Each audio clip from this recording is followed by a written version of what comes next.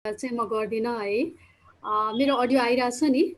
राम्रो छ, सुरु गरौँ। ओके, अब एङ्करिङको कुरा गर्दाखेरि सबभन्दा पहिले एङ्करिङ भनेको के हो, समाचार वाचन भनेको के हो भन्ने नै पहिलो कुराहरू हुन्छ होला।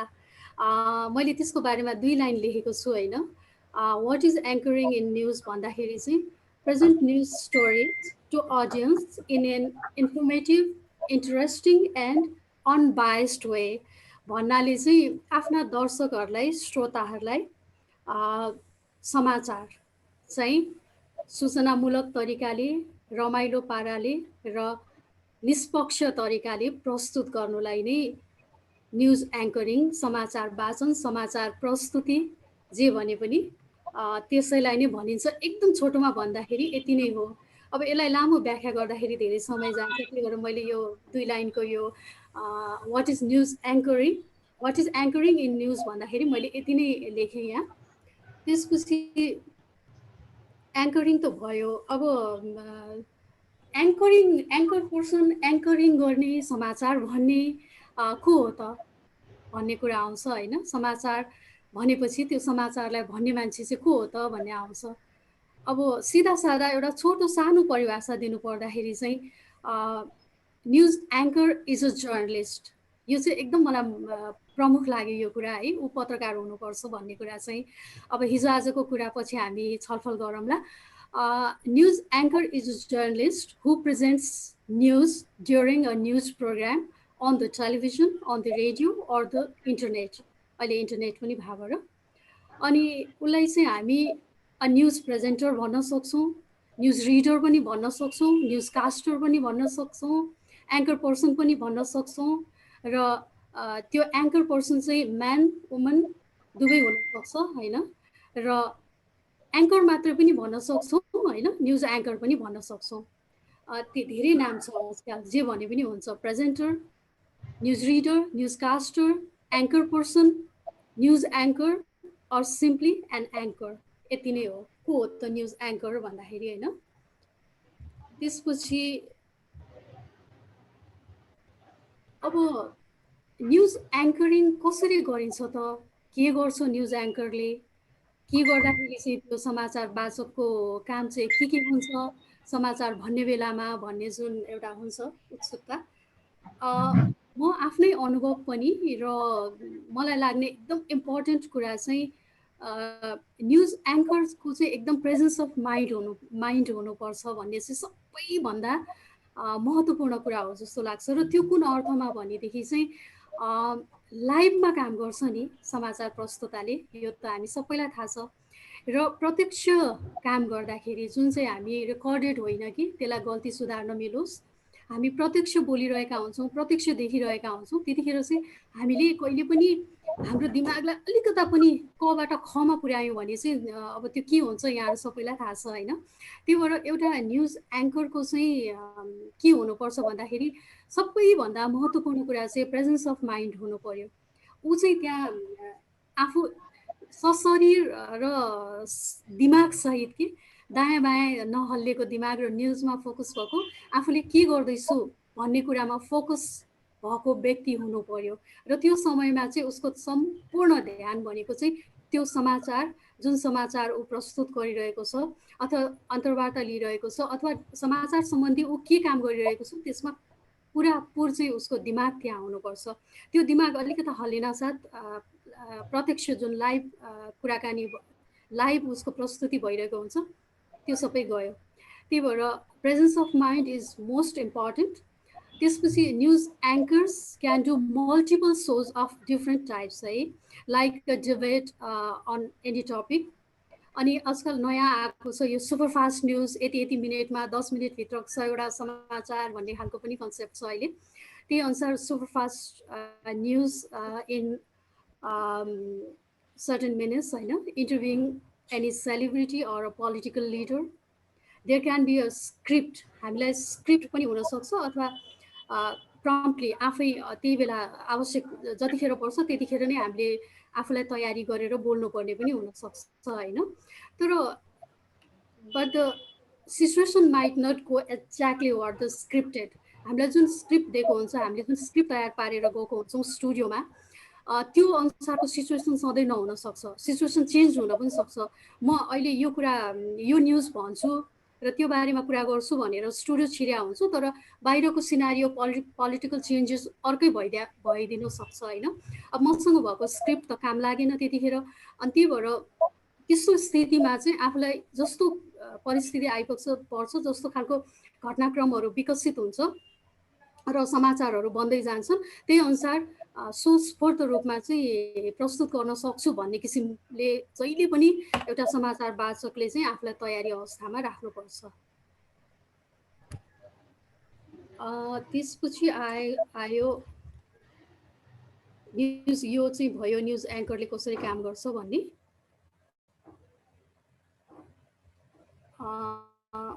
सुनिरहनु भएको छ? ठिक छ, राम्रो।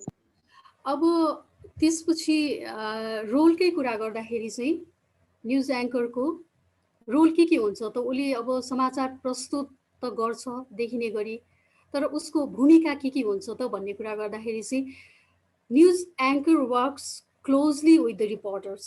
जहिले पनि समाचार वाचकले चाहिँ न्युज रिपोर्टरहरू, ऊ आफै पनि एउटा न्युज रिपोर्टर त हो नै, तर जुन बेला उसले रिपोर्टिङ गरिरहेको हुँदैन, ऊ स्टुडियोभित्र मात्रै उसको काम भएको हुन्छ, त्यतिखेर पनि ऊ रिपोर्टरसँग चाहिँ क्लोजली काम गरिरहेको हुन्छ होइन। News anchor works closely with reporters and be responsible for gathering information, broadcasting newscast throughout the day and interviewing guests. News anchors should be able to follow current events. यो चाहिँ एकदम important कुरा हो है। अब यो भन्नाले चाहिँ अहिले भर्खरै मैले जुन कुरा भने यस्तै नै कुरा हो।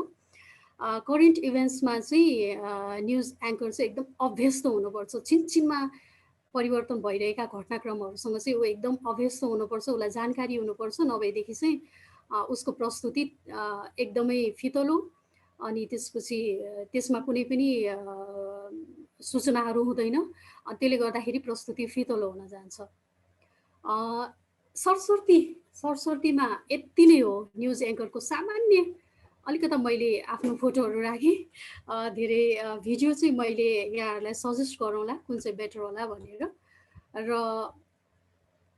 यति नै हो अहिलेको मेरो छोटो प्रस्तुति चाहिँ। अब म ब्याक टु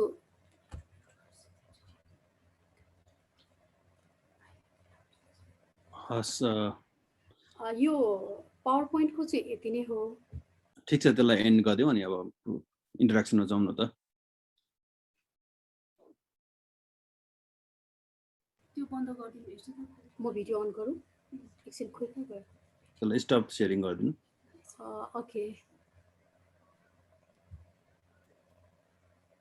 एकैछिन है।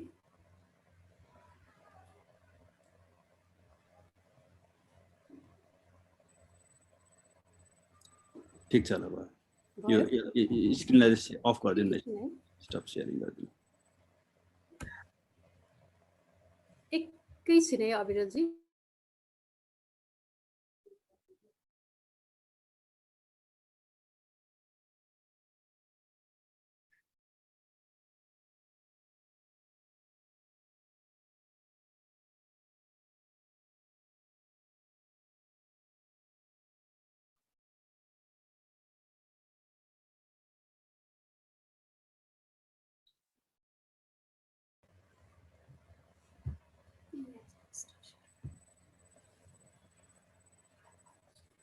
ठिक छ, अब चाहिँ अब हामी कुराकानी गरौँ है।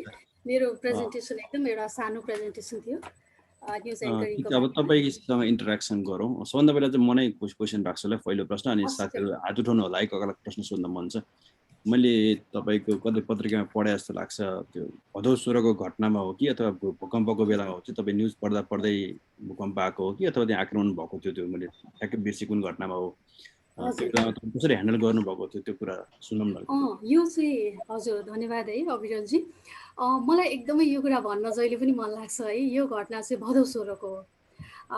त्यो जुन बेला चाहिँ म्यान पावर कम्पनीहरूमा तोडफोड भएको छ, यो म अलिकति विस्तृतमा जाउँ स्टुडियोको कुरा मात्रै सुनौँ न, तपाईँको कुरा सुनौँ है।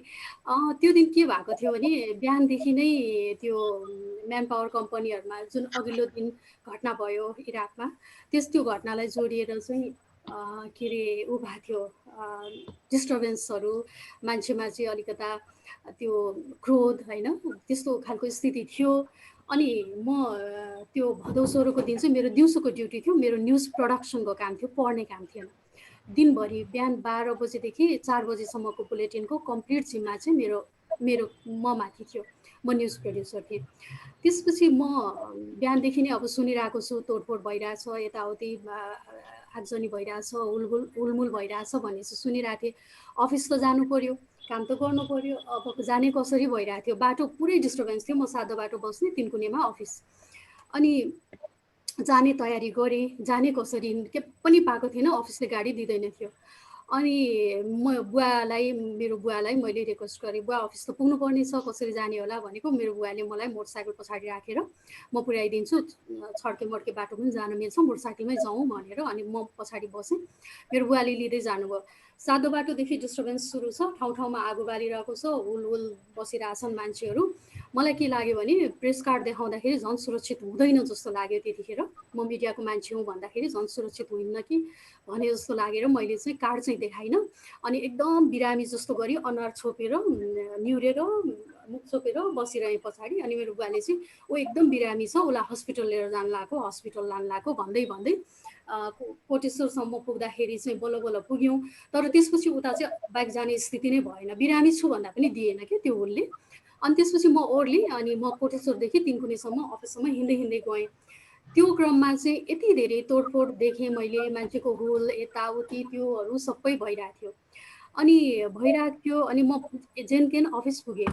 अफिस पुगेँ, त्यहाँबाट अफिस पुगेर अनि काम सुरु गर्न थालेँ। अनि अफिसबाट त अब अहिले त छेक्यो, पहिले बाटो पुरै देखिन्थ्यो, परसम्म देखिन्थ्यो। बेला बेलामा यसो झ्यालबाट हेर्दै गर्दाखेरि डरलाग्दो थियो स्थिति कि त्यो हुल मान्छेहरू अनि एकदम तोडफोड भइरहेको के भइरहेको। अनि झ्यालबाट बाहिर हेर्दै काम गर्दै थियौँ। अनि हाम्रै अफिसको एकजना अकाउन्ट सेक्सनमा काम गर्ने चाहिँ भाग्दै भाग्दै आउनुभएको देखेँ कि मैले। बाटो भाग्दै भाग्दै आउनुभयो। उहाँ त हाम्रै फलानुजी होइन भनेर भन्दैछु। अरू साथीहरू कन्फ्युज हुनुभयो, उहाँ नै हो र भने, किनभने उहाँलाई हुलले लखाटिरहेको थियो। उहाँ त्यो हुलबाट भाग्दै आउनुभएको थियो। हाम्रो अफिसको स्टाफलाई किन हुलले लखाटिरहेछ मैले बुझिनँ, कसैले पनि बुझेन। उहाँ अफिसभित्र छिर्नुभयो। अफिसभित्र छिरेपछि चाहिँ अनि त्यसपछि गेट लाग्यो कि त्यो मेन गेट खुल्लै थियो, मेन गेट लाग्यो। मेन गेट लागेपछि अनि फेरि हामी काममै फोकस भयौँ। के भयो थाहा छैन। न्युज तयारी गर्दै थियौँ 12 बजेको बुलेटिन। अनि 11 जति बजेको थियो होला, ढुङ्गामुढा त्यो तोडफोड अफिसतिरै आउन थाल्यो। 11:30 हुन लाग्थ्यो होला। अनि अलिअलि गर्दै ढुङ्गाहरू यसो टाङडाङ टुङडुङ लागेको देखिँदै थियो। काम त रोक्नु भएन, काम गर्दै थियौँ। काम गर्दा गर्दै त अब त त्यो भित्तामै ढुङ्गा आउन थाल्यो कि, भित्तामै ढुङ्गा आउन थाल्यो। अनि मलाई अझै याद छ, एकजना साथी टेबल मुनि लुकेर त्यो लेख्नुहोस् न भन्दै हुनुहुन्थ्यो कि, त्यो उहाँले दिनुपर्ने न्युज।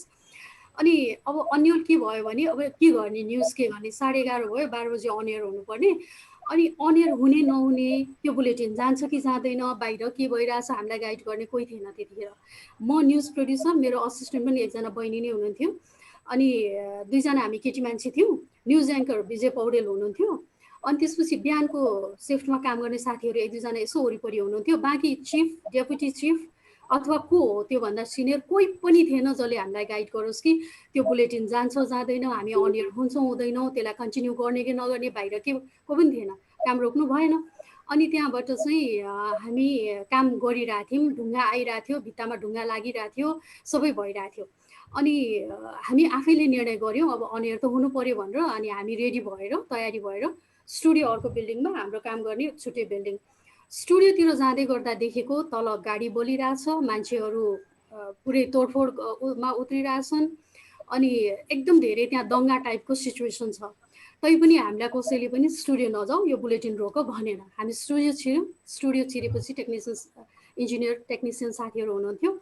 विजय पौडेल चाहिँ स्टुडियोभित्र छिर्नुभयो, हामी कन्सोलमा बस्यौँ। अनि मेरो असिस्टेन्ट बहिनी एकातिर बसेको छ, म बसेको छु, अनि छेउमा मेरो इन्जिनियर साथीहरू बस्नु भएको छ। अनि त्यसपछि हामीले हेडलाइन बजायौँ। हेडलाइन बजेर जुन ब्रेक हुन्थ्यो अरू बेला, हेडलाइन पछिको ब्रेक, त्यो ब्रेक गरेनौँ हामीले। त्यो ब्रेक नगरिकन हामी सिधै हेडलाइनमा हामीले त्यही भन्यौँ, आज यस्तो भइरहेछ, भन्दै हामीले नर्मल हेडलाइन बजाएपछि ब्रेक गरेनौँ, डिरेक्टली हामी स्टुडियोमा इन गऱ्यौँ क्यामेरा। त्यो आफ्नै हिसाबले गरिरहेछौँ, कसैले केही गाइड गरेको छैन। अनि मैले विजयजीलाई के भनेको थिएँ भने, विजयजी बाहिरको सिचुएसन यस्तो छ, जुनैसुकै बेला पनि जेसुकै हुनसक्छ, म तपाईँलाई इन्फर्म गर्छु, तपाईँ आफै डिसाइड गर्नुहोस् है सिचुएसन अनुसार भनेको थिएँ मैले। अनि त्यसपछि हेडलाइन सकेर उहाँले आज चाहिँ राजधानीको विभिन्न भागमा यस्तो इराक घटनालाई लिएर तोडफोड भइरहेछ, यस्तो भएको छ, जुन फर्स्ट न्युज पढ्दै हुनुहुन्थ्यो।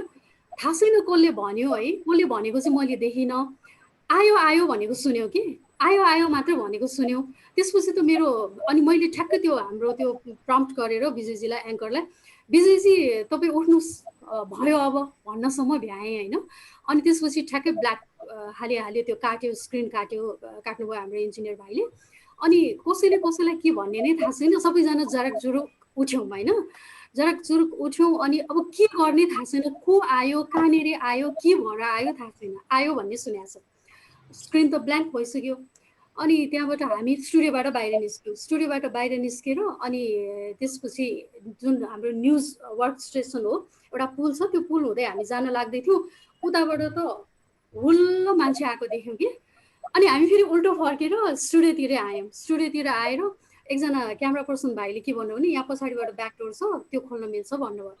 अनि ल त जाम भनेर त्यतै गयौँ। अनि ठ्याक्क त्यो ढोका लक थियो, खुलिरहेको थिएन। उहाँले फिल्मी शैलीमा एकलाती हाल्नुभयो, ढोका ड्याङड्याङै लड्यो, पछाडि एउटा भर्याङ रहेछ।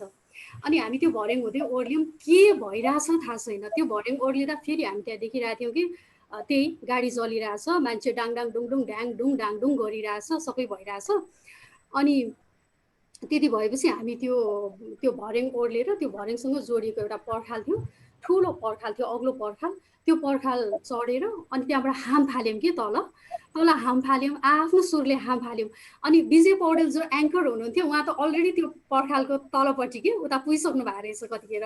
अनि उहाँले नै तलबाट आउनु आउनु भनेर हामीलाई पनि समाउनु भयो। देन हामी पनि ओर्ल्यौँ। अनि मैले चाहिँ जुत्ता फालेँ पहिले, अनि हाम फालेर अनि हामी त्यो अर्को घरको त्यो कम्पाउन्ड हुँदै हामी पछाडिको बाटो हुँदै एकजना साथीले भर्खर त्यहाँ रुम लिनुभएको थियो, अब उहाँकै जाने भनेर अनि हामी चाहिँ त्यतातिर गयौँ, अफिसको पछाडिपट्टि 3-4जना कति थियौँ त्यो ग्रुपमा, के भएको थियो केही थाहा छैन। देन त्यता गयौँ। अनि अलिक पर गएपछि मेरो कानमा पऱ्यो कि त्यो समाचार पढ्ने केटी हेर्न खाली खुट्टा हिँडिरहेछ भनेको मेरो कानमा पऱ्यो। अनि आफूलाई हेर्छु त हो त, म त जुत्ता त लाउन बिर्सेछु, जुत्ता फालेको मात्रै याद छ, खाली खुट्टा हिँडिरहेको रहेछु यादै छैन। गएँ, खाली खुट्टै गएँ, त्यो साथीको घरमा गएँ। हामी गयौँ 3-4जना, फोनको नेटवर्क छैन, कसैसँग कनेक्ट के पनि हाम्रो कम्युनिकेसन भएको भइरहेको छैन। अनि त्यो कसलाई के गर्ने, कोसँग कुरा गर्ने, के पनि थाहा छैन। हामी त्यतिकै अनि बल्ल त्यो हुन्छ नि एक किसिमको डर, अघि त्यस्तो भयो है भन्ने त्यो बल्ल आउन थाल्यो। अब फोन गरौँ, फोनसँग कसैको लागेको छैन, के गर्ने थाहा छैन। त्यहीँ बस्यौँ 3 बज्यो, 3 अलिक बजेको थिएन, 2:30 3 जति बजेको थियो होला। अनि त्यसपछि फोन लागेपछि चाहिँ अनि अफिसबाट फोन आयो, ल अफिसमा सबै कुरा ठिकठाक भइसक्यो। अनि मैले अर्को एउटा कुरा के अहिले मलाई याद आयो भने, त्यो हुलदङ्गा जुन अफिसमा चलिरहेको थियो नि, त्यतिखेर चाहिँ त्यो स्थिति यति त्यो तनावग्रस्त थियो कि हाम्रो managing director MD Kailash Sirohia आफै, यिनीहरूलाई म ढुङ्गाले हान्छु, यिनीहरूलाई के गरी खेद्छु। पूर्ण बहादुर खड्का गृहमन्त्री हुनुहुन्थ्यो, त्यो पूर्णे मैले भन्दा पनि नपठाउने मान्छे भनेर पुरै यस्तो उहाँको हालत थियो नि, के गरौँ र कसो गरौँको हालतमा उहाँ पागल जस्तै यता र उता कुदिरहेको मैले प्रत्यक्ष देखाएको थिएँ, त्यतिखेर मलाई एकदम याद छ। तर पनि हामी चाहिँ फेरि त्यो सिचुएसनमा डराएर लुक्ने कि काम छोड्ने कि के पनि सोच्न नसकेको, त्यही समाचार 12 बजीको समाचारको जिम्मेवारी अब कसरी त्यसलाई उतार्ने भन्ने मात्रैमै हामी चाहिँ त्यो टिम मेम्बरहरू बसिरहेको थियौँ। अनि त्यहाँबाट अनि 3 बजीतिर फोन आयो, ल अफिस आउनु, अब सबै शान्त भइसक्यो, आउनुहोस् भनेर भने। अनि त्यो साथीको त्यो बाथरुममा राख्ने चप्पल थियो, म त्यही चप्पल लाएर अफिस गएँ, हिँड्दै पछाडिबाट अफिस गएँ। अनि मलाई त्यतिखेर बल्ल भएको छ कि थकाइ पनि लागेछ, डर जस्तो पनि लागेछ, टेन्स छु एकदम, कस्तो आफू थाकेको महसुस भइरहेछ, अघिको घटनाक्रमहरू बल्ल त्यो भने जस्तो भइरहेछ होइन। अनि मलाई के भन्छ, ल 4 बजीको बुलेटिन प्रड्युस गर्नुहोस् भन्यो है। अनि मैले भने मलाई त कस्तो मेरो आज अलि मुडै कस्तो भइरहेछ भनेको, त्यो त तपाईँको ड्युटी हो, गर्नुपर्छ। अनि मैले ओके फाइन, ल 4 बजीको न्युज प्रड्युस गरेँ। त्यसपछि भइदियो के भने अब मेरो त ड्युटी सक्यो 4:30 बेलुकाको सिफ्ट त अरूले गर्नुहुन्छ भनेको त बाहिरको सिचुएसन यस्तो छ कि अफिस आउन सक्ने हालत छैन, बेलुकाको साथीहरू आउन पाएन, तपाईँ 7 र 8 बजेको न्युज पढेर मात्रै जान पाउनुहुन्छ कुरा आयो। त्यसपछि हामीलाई 12 बजेको न्युजमा गाइड गर्ने को पनि छैन, त्यो न्युज बुलेटिन अन एयर हुन्छ कि हुँदैन, आक्रमण भइहाल्यो भने कतिखेर रोक्ने, कसरी रोक्ने, कि नरोक्ने, के पनि त्यो त्यो गाइड गर्ने न न्युज चिफ, न डेपुटी चिफ, न कोअर्डिनेटरहरू कोही पनि छैन। अनि त्यतिखेर चाहिँ अर्डर आइरहेछ कि त अब 7 र 8को पनि पढेर जा भनेर। ठिकै छ ओके। अनि 7 बजेको पनि पढेँ, 8 बजेको पनि पढेँ, घर फर्किने बेला भयो, बिहान 9 बजी 9:30 घरबाट निस्किया मान्छे, बेलुका 9:30 भइसक्यो, 9 बजी न्युज सिधेर। अनि त्यसपछि घर जाने भनेको त भइदियो के भने यता पब्लिकेसन्सको गाडी पनि सबै जलेको, टेलिभिजनको गाडी पनि सबै जलेको, बाहिर कर्फ्यू लागेको, अनि एउटा मात्रै अफिसको गाडी, अनि त्यसमा सबैजना चाहिँ ड्रप गर्नुपर्ने, अनि सबैलाई ड्रप गर्नुपर्ने, अनि पब्लिकेसन्सको मान्छे पनि टन्न बस्नु भएको छ, टेलिभिजनको मान्छे पनि टन्न बस्नु भएको छ। अनि त्यो सबैजनालाई ड्रप गर्दै गर्दै गर्दै गर्दै गर्दाखेरि चाहिँ सबैभन्दा लास्टमा मलाई यस्तो याद छ, ठ्याक्क रातिको 12 बजेको थियो म घरभित्र छिर्दाखेरि, घडीले 12 बजेको देखाएको थियो। सबैभन्दा अन्तिममा सबैलाई पुर्याइसकेपछि मलाई घर पुर्याइदिनु भएको थियो, जबकि 3 कुनेबाट 7 बाटोको दूरी त सबभन्दा पहिले मलाई नै ड्रप गर्दै पनि हुन मिल्ने खालको थियो। अनि त्यो बेलाको सिचुएसन चाहिँ कस्तो थियो भने मेल कलिगहरू पनि मलाई घरको गेटसम्मै छोड्दै हुन्थ्यो, अलिवारीसम्म पनि होइन, मलाई गेटसम्मै छोड्दै हुन्थ्यो भनेर उहाँहरूलाई घर। अनि त्यो मङ्गल बजारबाट रिङ रोड निस्केर आएको, गुवारको हुँदै रिङ रोड निस्केर 7 बाटो आएको, त्यतिखेर चाहिँ अनि रिङ रोडमा निस्किँदा चाहिँ आर्मीले गस्ती गरिरहेको थियो कि रातिको त्यो 11:30 पौने 12को टाइममा। अनि आर्मीले गस्ती गरिरहेको थियो, गाडीमा म एक्लै थिएँ, दिनभरिको त्यो पुरै त्यतिखेर आएर निस्किरहेको थियो। अनि त्यतिखेर चाहिँ पहिलोचोटि मलाई, अरू बेला त्यो जनआन्दोलन 62-63को जनआन्दोलनमा पनि मलाई कहिल्यै डर लागेन, त्यो बेला जब रिङ रोडमा निस्क्यो आर्मीले गस्ती गरिरहेको थियो, त्यो एकछिन चाहिँ मलाई अलिकति डर लागेको थियो कि, मुटु ढुक्क जस्तो अलि लारा कस्तो खालको एउटा त्यो आएको थियो। तर म घर आएँ फाइनली। अनि भदौ 16मा हामीले त्यसरी काम गरेको थियौँ। त्यसपछि उसमा पत्रिकामा त्यो घटनाको बारेमा विभिन्न लेखहरू, अब समाचार आए, लेखहरू आए, अनि मैले पहिले पनि उल्लेख गरेको छु यो कुरा, अचम्म लाग्यो कि अरू हामी त्यसरी क्वेसनहरू काम लिउँ गरेको। हजुर, अब साथीहरूको क्वेसन छ भनेदेखि चाहिँ पाले पालो राख्नु, हात उठाउनुहोस्, म पाले पालो समय दिन्छु। अरू कुरा पनि सुनौँ न, एउटै कुरा कति सुन्नु। या हुन्छ हुन्छ। समाचार वाचन गरिरहेकै साथीहरू पनि हुनुहुन्छ यहाँ कतिजना, के सुन्नु छ अथवा के सोध्नु छ भने सोध्नुहोस् अनन्तजी।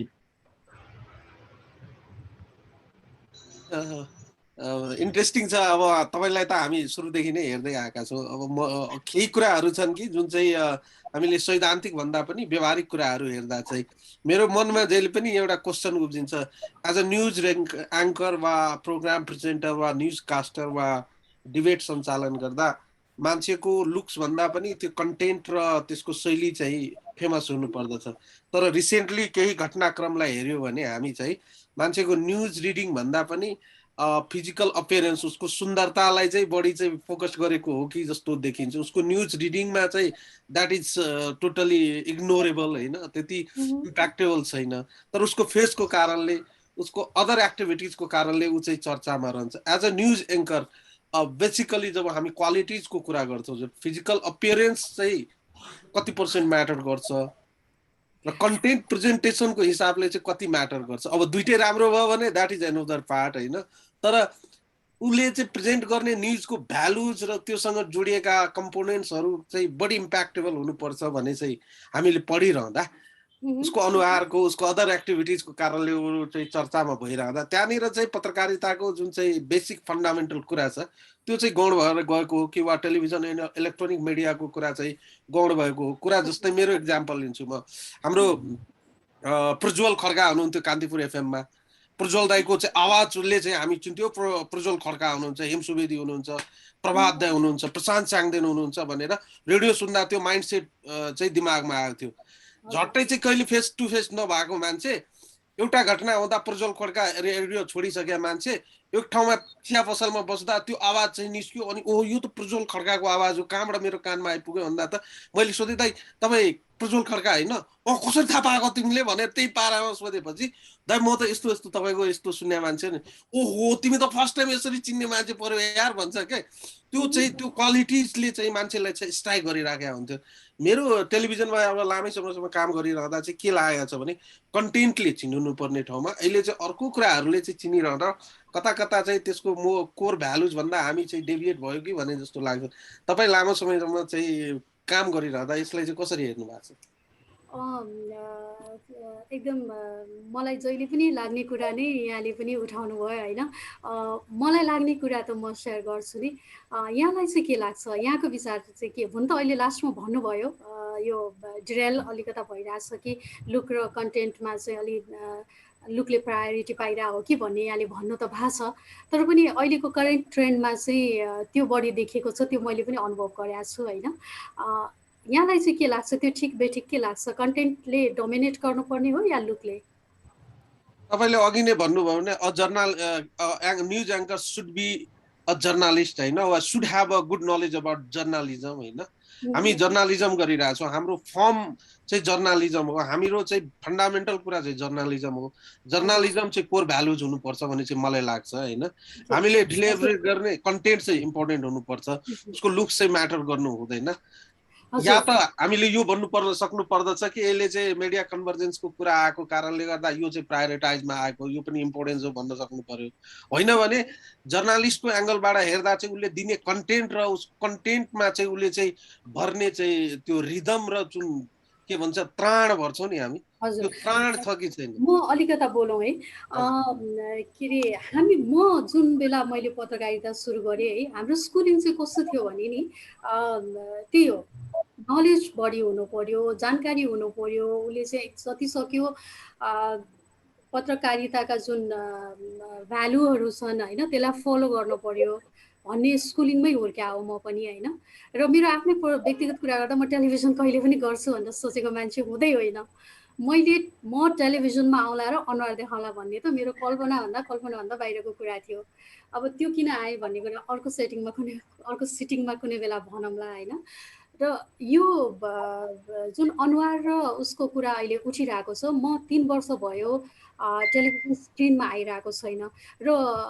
भन्दाखेरि चाहिँ मैले एकदम नजिकसँग अहिले कसरी टेलिभिजनका समाचारहरू प्रस्तुत भइरहेका छन् प्रस्तोताहरू कस्ता छन् कस्तो खालको प्रेजेन्टेसन छ भन्ने कुरा मैले यहाँहरूलाई नडाँटी भन्दाखेरि त्यति ध्यान दिएर हेरेको छैन 3 वर्ष भयो मैले जब टेलिभिजन छोडेँ त्यो बेलादेखि नै मैले त्यति ध्यान दिएर हेरेको छैन एकाध टुक्रा टाक्री क्लिपहरू हेर्छु होइन पुरै न्युज बुलेटिन मैले हेरेको छैन र त्यही भएर एकदमै फलानु यस्तो म भन्दिनँ ओभरअल ट्रेन्डको कुरा गर्दाखेरि चाहिँ मेरो व्यक्तिगत कुरा गर्नुहुन्छ भने चाहिँ म त्यो स्कुलिङमा हुर्केको हो कि एउटा समाचार वाचक एउटा पत्रकारले चाहिँ पत्रकारै हुनुपर्छ है ऊ चाहिँ पहिले अनि मात्र ऊ एक्टर होस् अहिले त ब्लगर भन्छन् के अरे टिकटकतिर भन्छन् कि सो मेनी थिङ्स धेरै कुरा प्लेटफर्महरू छ होइन तर मेरो चाहिँ आदर्श जहिले पनि के रहिरह्यो भने एउटा उदाहरण मैले सुनेको यो कुरा रेडियो नेपालमा जुन प्रवीण गिरी हुनुहुन्थ्यो प्रवीण गिरी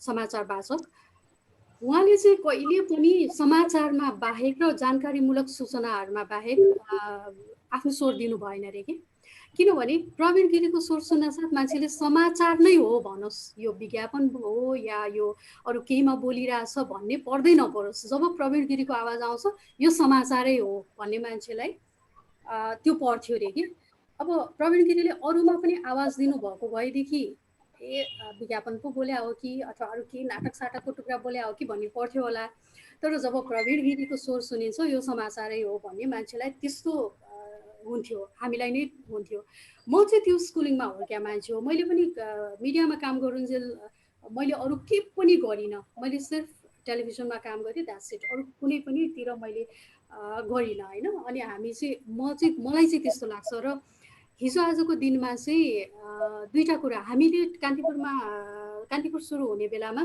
प्रेजेन्टेसन कस्तो हुनुपर्छ भन्ने खालको अलिकता त्यो हामी ट्रान्समिसन अन हुनुभन्दा अगाडि अलिअलि केही कामहरू गर्थ्यौँ अनि त्यतिखेर कुरा हुँदाखेरि चाहिँ त्यो फेसियल एक्सप्रेसनको कुरा धेरै उठ्यो कि त्यतिखेर।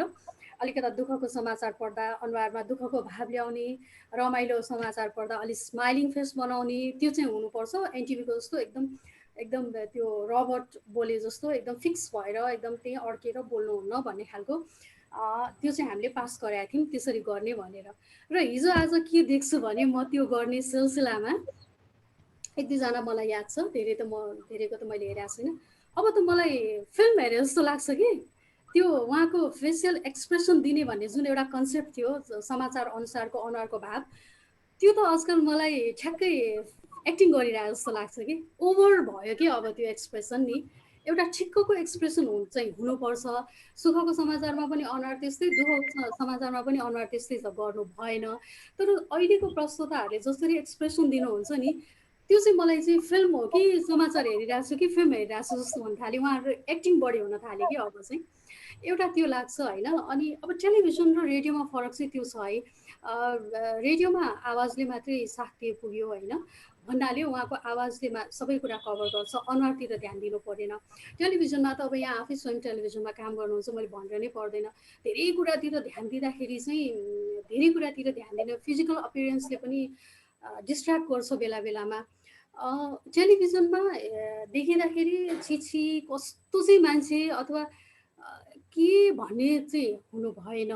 तर मोडल एक्टर एक्ट्रेस चाहिँ पनि चाहिएन। पत्रकार त आखिरमा लास्टमा त पत्रकारै हुनु पर्यो, जसले त्यो कन्टेन्टलाई होल्ड गर्न सकोस्, जसले चाहिँ त्यो कन्टेन्ट बुझेको होस्, उसले जस्तो सेलिब्रिटी अथवा जति ठुलो पोलिटिकल लिडरलाई पनि उसले इन्टरभ्यू लिन सकोस्, लाइभ सोच ह्यान्डल गर्न सकोस्, ऊ चाहिँ करेन्ट इस्युमा अभ्यस्त होस्, त्यो गुण त फेरि चाहिन्छ नै।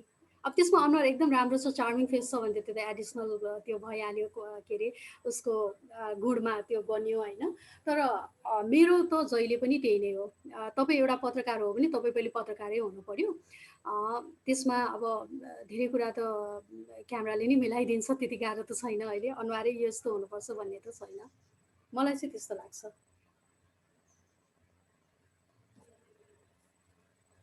हजुर, अरू साथीहरूको के प्रश्न? सीताजी मैले राखेँ है त।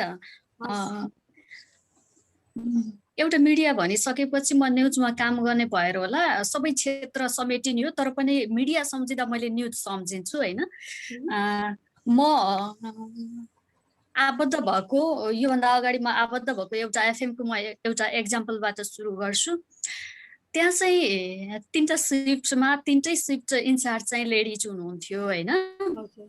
अनि यस्तो के स्टेसन म्यानेजर, मैले रेडियोको कुरा गरिरहेको छु, स्टेसन म्यानेजर पनि एउटा, न्युज चिफ पनि उहाँ नै, अनि कार्यक्रम चिफ भने पनि उहाँ नै, फेरि एउटा स्थानीय तहको वडाको वडा सचिव पनि उहाँ नै है।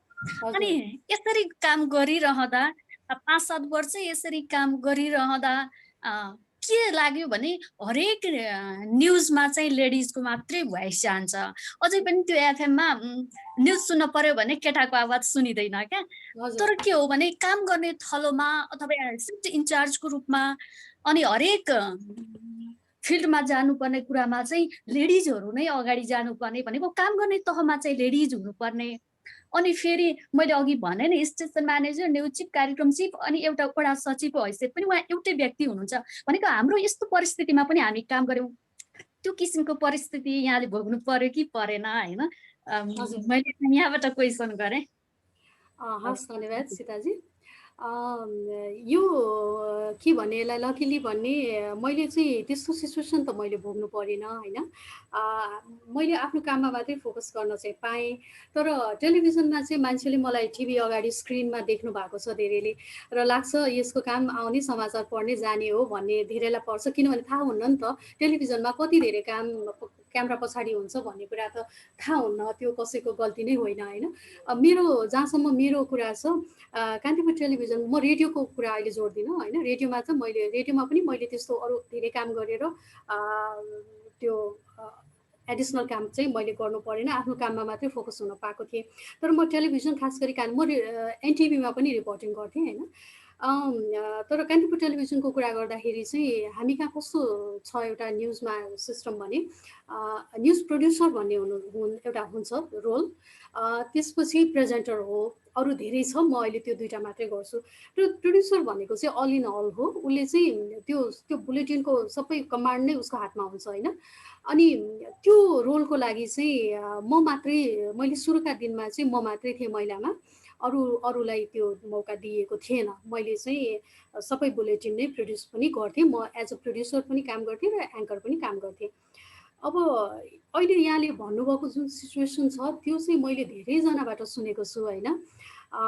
मिडियामा काम गर्नु चाहिँ एउटा सौख अथवा प्रेस्टिजको कुरा।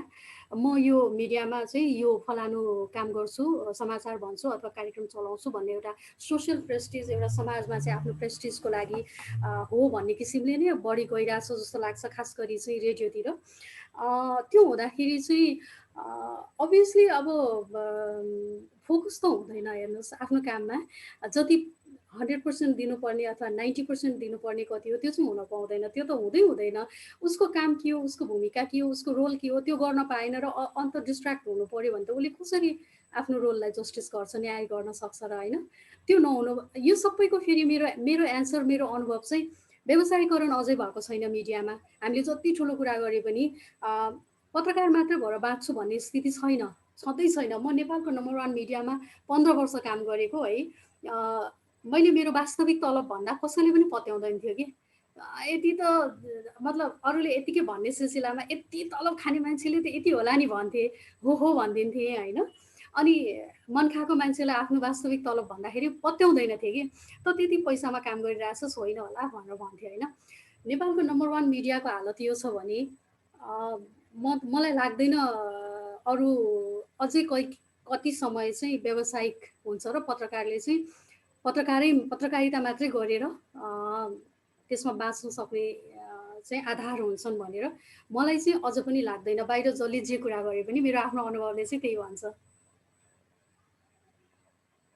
अरू के थियो मैले अलि भन्न छुटाएँ कि? फिल्डमा महिला जानुपर्ने देखिने रोलमा चाहिँ एउटै व्यक्तिले हालिमुहाली गर्ने होइन त, त्यो नदिने छ, त्यो एकदम छ। त्यो त म त्यो कुरामा त म हुनै गर्दिनँ, किनभने जहाँ देखिन्छ, जहाँ सुनिन्छ अनि आफ्नो त त्यहाँनिर आफ्नो इम्पोर्टेन्स देखिने भयो, उसले अरूलाई मौका किन दिन्छ र होइन। तर जब प्रोफेसनल हुन्छ नि मिडिया र सबैको रोल डिफाइन हुन्छ त्यतिखेर चाहिँ यो स्थिति नहोला, तर त्यो अलिक गाह्रै छ। अरू प्रश्न लिउँ, हात उठाउनु है।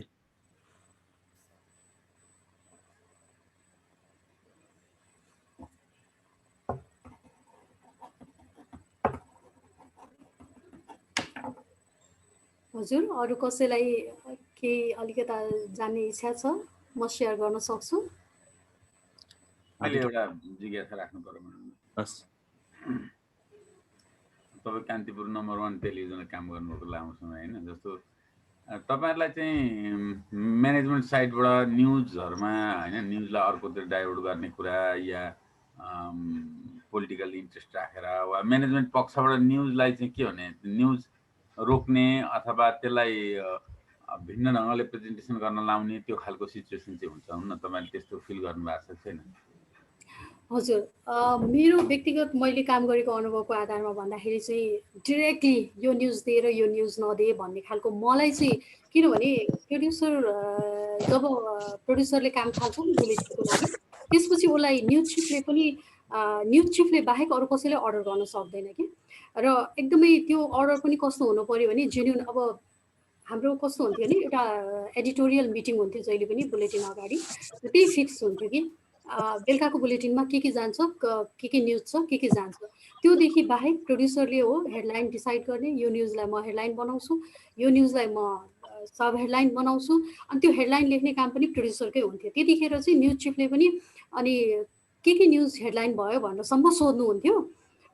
त्यो बाहेक चाहिँ होइन चेन्ज गर्सम्म भन्ने इभन न्युज चिफले पनि प्रड्युसरलाई त्यो अर्डर गर्न सक्नुहुन्न थियो। तर अब जुन कुरा पहिले फिक्स गरे हुन्थ्यो आजको बेलुकाको बुलेटिनमा यो कन्टेन्ट छ भने अब ठ्याक्क सिनारियो चेन्ज भएर अर्को चेन्ज गर्नु पऱ्यो भने त त्यो नेचुरल नै भयो होइन। तर डिरेक्टली दबाब मैले चाहिँ भोगिनँ, एज अ प्रड्युसर र एज अ न्युज एङ्कर पनि कन्टेन्ट नै चेन्ज गराएर अनि होइन यस्तो खालको फेभर गर्नु फलानु न्युजलाई चाहिँ अलिकति फेभर गरेर दिनुपर्छ भन्ने खालको त्यो चाहिँ मैले व्यक्तिगत रूपमा चाहिँ मैले भोगिनँ। तर अब भित्र के हुन्थ्यो त्यो चाहिँ म भन्न सक्दिनँ। व्यक्तिगत रूपमा मैले चाहिँ भोगिनँ कहिले पनि। काम गर्ने सिलसिलामा न्युज चेन्ज गर्ने प्रेसर अथवा यो न्युजलाई यो गरिदियो कुनै न्युज चाहिँ अब कस्तो हुन्छ भने हाम्रो उसको भाषामा जेपी न्युज भन्ने हुन्छ, अविरलजीलाई थाहा होला। जेपी न्युज भन्ने चाहिँ हुन्छै हुन्छ है जहाँ पनि। अब जस्तै यहाँको चाहिँ मेरो न्युज चिफसँग राम्रो सम्बन्ध छ। राम्रो सम्बन्ध भन्नाले राम्रै पाराले राम्रो सम्बन्ध छ, त्यो नराम्रो पाराले होइन। र यहाँले अनुरोध गर्नुभयो ल न फलानुजी आज मेरो यस्तो यस्तो छ अलिकता यसो न्युज गर्न मिल्थ्यो कि भन्दाखेरि र त्यो जायजै छ जस्तो राम्रै इभेन्ट छ होइन भने चाहिँ कभर गर्न पठाउने न्युजलाई चाहिँ हामी जेपी न्युज भन्छौँ होइन। त्यस्तो जानै पर्ने टाइपका न्युजहरू पनि हुन्छन्, त्यो हरेक बुलेटिनमा हुन्छ। र कहिलेकाहीँ इन्टरभ्यू पनि फलानु मान्छेलाई जस्तै आज अविरलजीलाई इन्टरभ्यू गर्नु पर्यो भनेर तोकेर नै यो विषयमा कुरा गर्नु पर्यो भन्ने खालका न्युज के अरे इन्टरभ्यूहरू पनि हुन्छन्, कहिलेकाहीँ हुने कुरा हो त्यो। तर पैसा लिएर अथवा दबाब दिएर अथवा म्यानेजमेन्टले फोर्स गरेर यो न्युज दे पठा भन्ने मैले चाहिँ व्यक्तिगत रूपमा त्यस्तो अनुभव गरिनँ। त्यो अनुभव चाहिँ छैन मलाई। त्यो त न्युज चिफ अथवा एडिटर मार्फत आउने कुरा त्यस्तो फिल तपाईँले गर्नुहुँदै गर्नु भने त्यो डाइरेक्ट त तपाईँहरूसँग त डिल नहोला होइन। तर सम्पादकले त तपाईँहरूसँग डिल गर्दा मिटिङमा यो न्युजको प्रेजेन्टेसन यसरी गर्ने होइन, यसलाई चाहिँ यो एङ्गलबाट चाहिँ लाने भनेर उसले त डिरेक्सन गरिराखेकै हुन्थ्यो नि त। त्यो गर्दा तपाईँले महसुस गर्नु त यो जुन ढङ्गले डिल गर्दै हुन्छ सम्पादकले यो चाहिँ ठिक छैन, तपाईँले एनालाइसिस गर्नुभयो नि त त्यसो। प्रेजेन्टेसनमा भन्नुभयो कि कन्टेन्टमा भन्नुभयो? कन्टेन्टमा भनेको मैले प्रेजेन्टेसनको कुरा। ओके, कन्टेन्टमा त यस्तो हुन्छ वन्स कपी एडिटरबाट त्यो कुरा एडिटेड भएर मेरो फोल्डरसम्म जब आइपुग्छ नि त्यतिखेरै सबै कुरा फाइनल भइसकेको हुन्छ नि त। अनि त्यो गर्ने सिलसिलामै कि त कपी एडिटरलाई प्रेसर हुनु पर्यो। त्यो मैले पनि कपी एडिटर भएर पनि काम गरेको छु। तर कस्तो भने डिरेक्टली है अब बिहाइन्ड द सिन के हुन्छ त्यो त मलाई थाहा भएन। तर डिरेक्टली त्यस्तो हस्तक्षेप मैले चाहिँ महसुस गरिनँ, त्यो चाहिँ मलाई थाहा छैन। मैले भन्नु खोजेँ एजेन्डा सेट गर्दैखेरि गडबड हुने त्यस्तो अनुभव छैन। एजेन्डा सेट भनेर एउटा एडिटोरियल पोलिसी त हुन्छ नै होइन। त्यो बाहेक त एजेन्डा सेट गरेर दबाब आएको त टेलिभिजनमा त मलाई थाहा छैन। प्रिन्टको कुरा चाहिँ मैले भन्न सकिनँ। ठिकै छ ल शिवजी। किनभने टेलिभिजनमा त फेरि हाम्रो समय पनि त छोटो हुन्छ नि। अब लामो भनेकै 1 घन्टाको बुलेटिन त्यो पनि 45 मिनट्स हुन्छ, त्यसमा पनि सो मेनी कन्टेन्ट्स है। अलि यो न्युजलाई अलिकति फलोअप गरौँ न बढी भन्ने खालको कहिलेकाहीँ कुनै त्यो न्युजको इम्पोर्टेन्स हेरेर हुन्छ।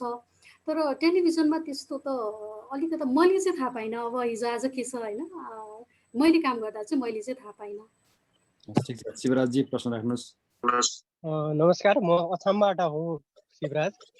यो अब एङ्करिङको कुराहरू आउँदाखेरि जस्तो पत्रकार नै हुनुपर्छ भन्ने के छ भने जस्तो उसले क्षमता राख्छ, सक्छ, काम गर्छ भने गर्न योग्य छ भने उसले पत्रकार नहुँदा पनि काम गर्न सक्ने अवस्था के हुन्छ, अथवा उसले पत्रकार नै हुनुपर्छ भन्नेमा मेरो अलिकति जिज्ञासालाई प्रश्न पारिदिनु अनुरोध गरिरहेको छु। हस्, थ्याङ्क यू शिवराजजी, धन्यवाद। पत्रकार भएको राम्रो नि होइन। उसले जब बुझेर काम गर्छ, जसैले पनि जसले काम गर्दा पनि आफ्नो पेसालाई बुझेको छ, आफ्नो रोललाई बुझेको छ भने काम गर्न सजिलो हुन्छ। सबैभन्दा मुख्य कुरा त तपाईँ जब काम गर्न थाल्नुहुन्छ तपाईँले त्यो कुराको बारेमा अलिकति जानकारी बेसिक नलेज छ तपाईँलाई, यो भने यस्तो हो भन्ने थाहा छ र आफ्नो रोल के हुन्छ त्यसमा भन्ने कुरा पनि थाहा छ भनेदेखि जब तपाईँ प्र्याक्टिकल्ली उत्रिनुहुन्छ नि, टेलिभिजन त अझ सोचे जति सजिलो त होइन, एकदमै गाह्रो विधा हो पत्रकारिता मध्येको पनि होइन। त्यसमा चाहिँ तपाईँ एज अ पत्रकार आउनुभयो भने टेक्निकल पार्ट आफ्नो ठाउँमा छ, त्यो तपाईँ त्यहाँ इन्टर भएको र प्र्याक्टिकली काम गर्दै जाँदा सिक्नुहुन्छ, त्यो आफ्नो ठाउँमा छ। तर तपाईँ पत्रकार भएर आउनुहुन्छ र पत्रकार नभइकन आउनुहुन्छ भने फरक चाहिँ पर्छ है। फरक चाहिँ एकदम पर्छ। तपाईँलाई जुन कुरा त्यहाँ आएर सिक्नुहुन्छ नि त्यो कुरा तपाईँ अलरेडी जानेर आएको हुनुहुन्छ नि त। अनि तपाईँको त्यो कन्फिडेन्स लेभल नै बढिसकेको हुन्छ कि यति त मैले जानेको छु नि भन्ने हुन्छ होइन। अनि जानेको काम गर्न अभियसली सजिलो हुन्छ। अनि पछि आएर सिक्नु र त्यहाँ आफू सिकेर आउनुमा फरक हुन्छ नि। मलाई चाहिँ पत्रकार नै हुनुपर्छ जस्तो चाहिँ मलाई चाहिँ त्यो लाग्छ। टेलिभिजनमा काम गर्ने होस्, रेडियोमा होस्, अनलाइनमा होस्, जेमा होस्, ऊ पत्रकार हजुर पत्रकारिता पढेको र पत्रकारिताको केही अनुभव भएको भयो भने धेरै सजिलो हुन्छ। एकैछिन बस्नु है। गफ गर्नु है, त्यहाँ गफ गरेको आयो। लोकेशजी हात उठाउँदै हुनुहुन्छ। लोकेशजी र अहिले मैले अलिकति गरेँ अविरलजी, अहिले मात्र होइन, मैले काम गर्न सुरु गर्दा पनि खास गरी कान्तिपुर टेलिभिजनमा चाहिँ सुरुको लटमा जुन 12 जनाको हाम्रो सुरुको ग्रुप थियो एउटा, त्यसमा 2 जना 3 जना 4 जना जति मात्रै पत्रकारिता गरेर आएको थियो। अझ टेलिभिजन गर्ने त म मात्रै थिएँ, टेलिभिजन गरेर आएको। अनि सबैजना के एकदमै कुनै पनि पत्रकारितामा कहीँ कतैको अनुभव नभएकोहरू, र त्यतिखेरको अनुभवले नै हामीलाई के बतायो भने एकदमै गाह्रो हुँदो रहेछ त्यो जर्नलिजमको ब्याकग्राउन्ड नभएको मान्छेले काम गर्नु र भएकोले काम गर्नुमा भनेर। त्यसपछिको सेकेन्ड लटमा हायर गर्दा म्यानेजमेन्टले सबै फिल्डमा काम गर्ने पत्रकारहरूलाई हायर गरेको थियो कि सेकेन्ड लटमा चाहिँ। अनि त्यसले गर्दाखेरि पनि त्यो फरक महसुस भइहाल्यो कि त्यहाँ उहाँहरूलाई केही सिकाउनै परेन। रिपोर्टिङ, अब सुरुको ग्रुपलाई त रिपोर्टिङ के हो भनेदेखि सिकाउनु पऱ्यो नि त, त्यो त सबैको लागि गाह्रो थियो नि त होइन। अनि एउटा बेस बनिसकेपछि त नसिकी आउनुभएकोहरूलाई पनि अब एउटा ग्रुपले सिकायो, ट्रेन गरायो। तर प्रेजेन्टेसनको कुरामा, न्युज एङ्करिङको कुरामा चाहिँ अहिले पनि धेरैजना पत्रकारिता पढेर र पत्रकारिता प्र्याक्टिस गरेर आउनुभएको चाहिँ हुनुहुन्न। अझ पछिल्लो ट्रेन्ड त यहाँ अघि भन्नुभएको जस्तो अलिकता लुकले डोमिनेट गरिरहेको देख्छु होइन। तर जो लुकलाई लिएर आउनु भएको हुन्छ, मेरो त यो अनुहारले नै म खाइदिन्छु भन्ने सोच हुन्छ। आएको काम गर्न थालेपछि त्यतिले मात्र चाहिँ हुँदैन, र त्यस्तो गरी आएकोहरू धेरैजना गाह्रो मानेर फर्किनु भएको उदाहरण पनि छन् होइन। त्यही भएर पत्रकारिताको नलेज बोकेर आएको मान्छेलाई त धेरै फरक पर्छ, जानेर आएको राम्रो, मेरो अनुभव चाहिँ। लोकेशजी प्रश्न राख्न सक्नुहुन्छ। हजुर नमस्ते म्याम, म लोकेश साउन्ट बैतडीबाट होइन। जस्तो मैले थाहा पाउनु खोजेको होइन, मिडिया हाउसहरूमा महिलाहरूलाई काम गर्ने वातावरण चाहिँ अलिक गाह्रो छ भन्ने पनि सुनिन्छ। पछिल्लो टाइममा अलिक सहज हुँदै आएको छ भन्ने पनि सुनिन्छ होइन। अघि साथीहरूले पनि भन्नुभयो कि अब स्किनमा चाहिँ महिलाहरूको सुन्दरता अरू अलिकति त्यो कन्टेन्टलाई पनि हेर्ने, अरू चिजहरूलाई पनि हेर्ने टाइपको चाहिँ भइरहेको हुन्छ भन्ने छ। तपाईँले फिल गरेको कुरो, तपाईँ कार्यरत मिडिया हाउसमा अहिलेसम्मको अनुभवले के भन्छ होइन, मलाई यसो थाहा पाउनु मात्रै खोजेको मैले। अर्को कुरो जस्तो महिलाहरूको सवालमा नि एउटा उसमा चाहिँ काम गर्ने पछि बिहे हुँदै गयो अथवा उमेर बढ्दै गयो भने मिडिया छोड्ने र मिडियाबाट अलिक टाढा बस्ने टाइपको पनि मलाई अब कता लाग्छ। यो सबैको सवालमा लागु नहुन पनि सक्छ होइन। यसमा हजुरको चाहिँ अनुभव कस्तो छ, अलिकति थोरै कुरा सेयर गरिदिनुहुन्छ कि? धन्यवाद लोकेशजी। पछिल्लो दुईटा प्रश्न चाहिँ मेरो यहाँ प्लेन उड्या भएर अलिकति मैले प्रश्न बुझिनँ, तर पनि समग्रमा मैले यहाँले सोध्नु खोज्नुभएको कुरा चाहिँ टेलिभिजनमा महिलाहरूलाई काम गर्न गाह्रो, पत्रकारितामा खास गरी टेलिभिजनमा भन्ने।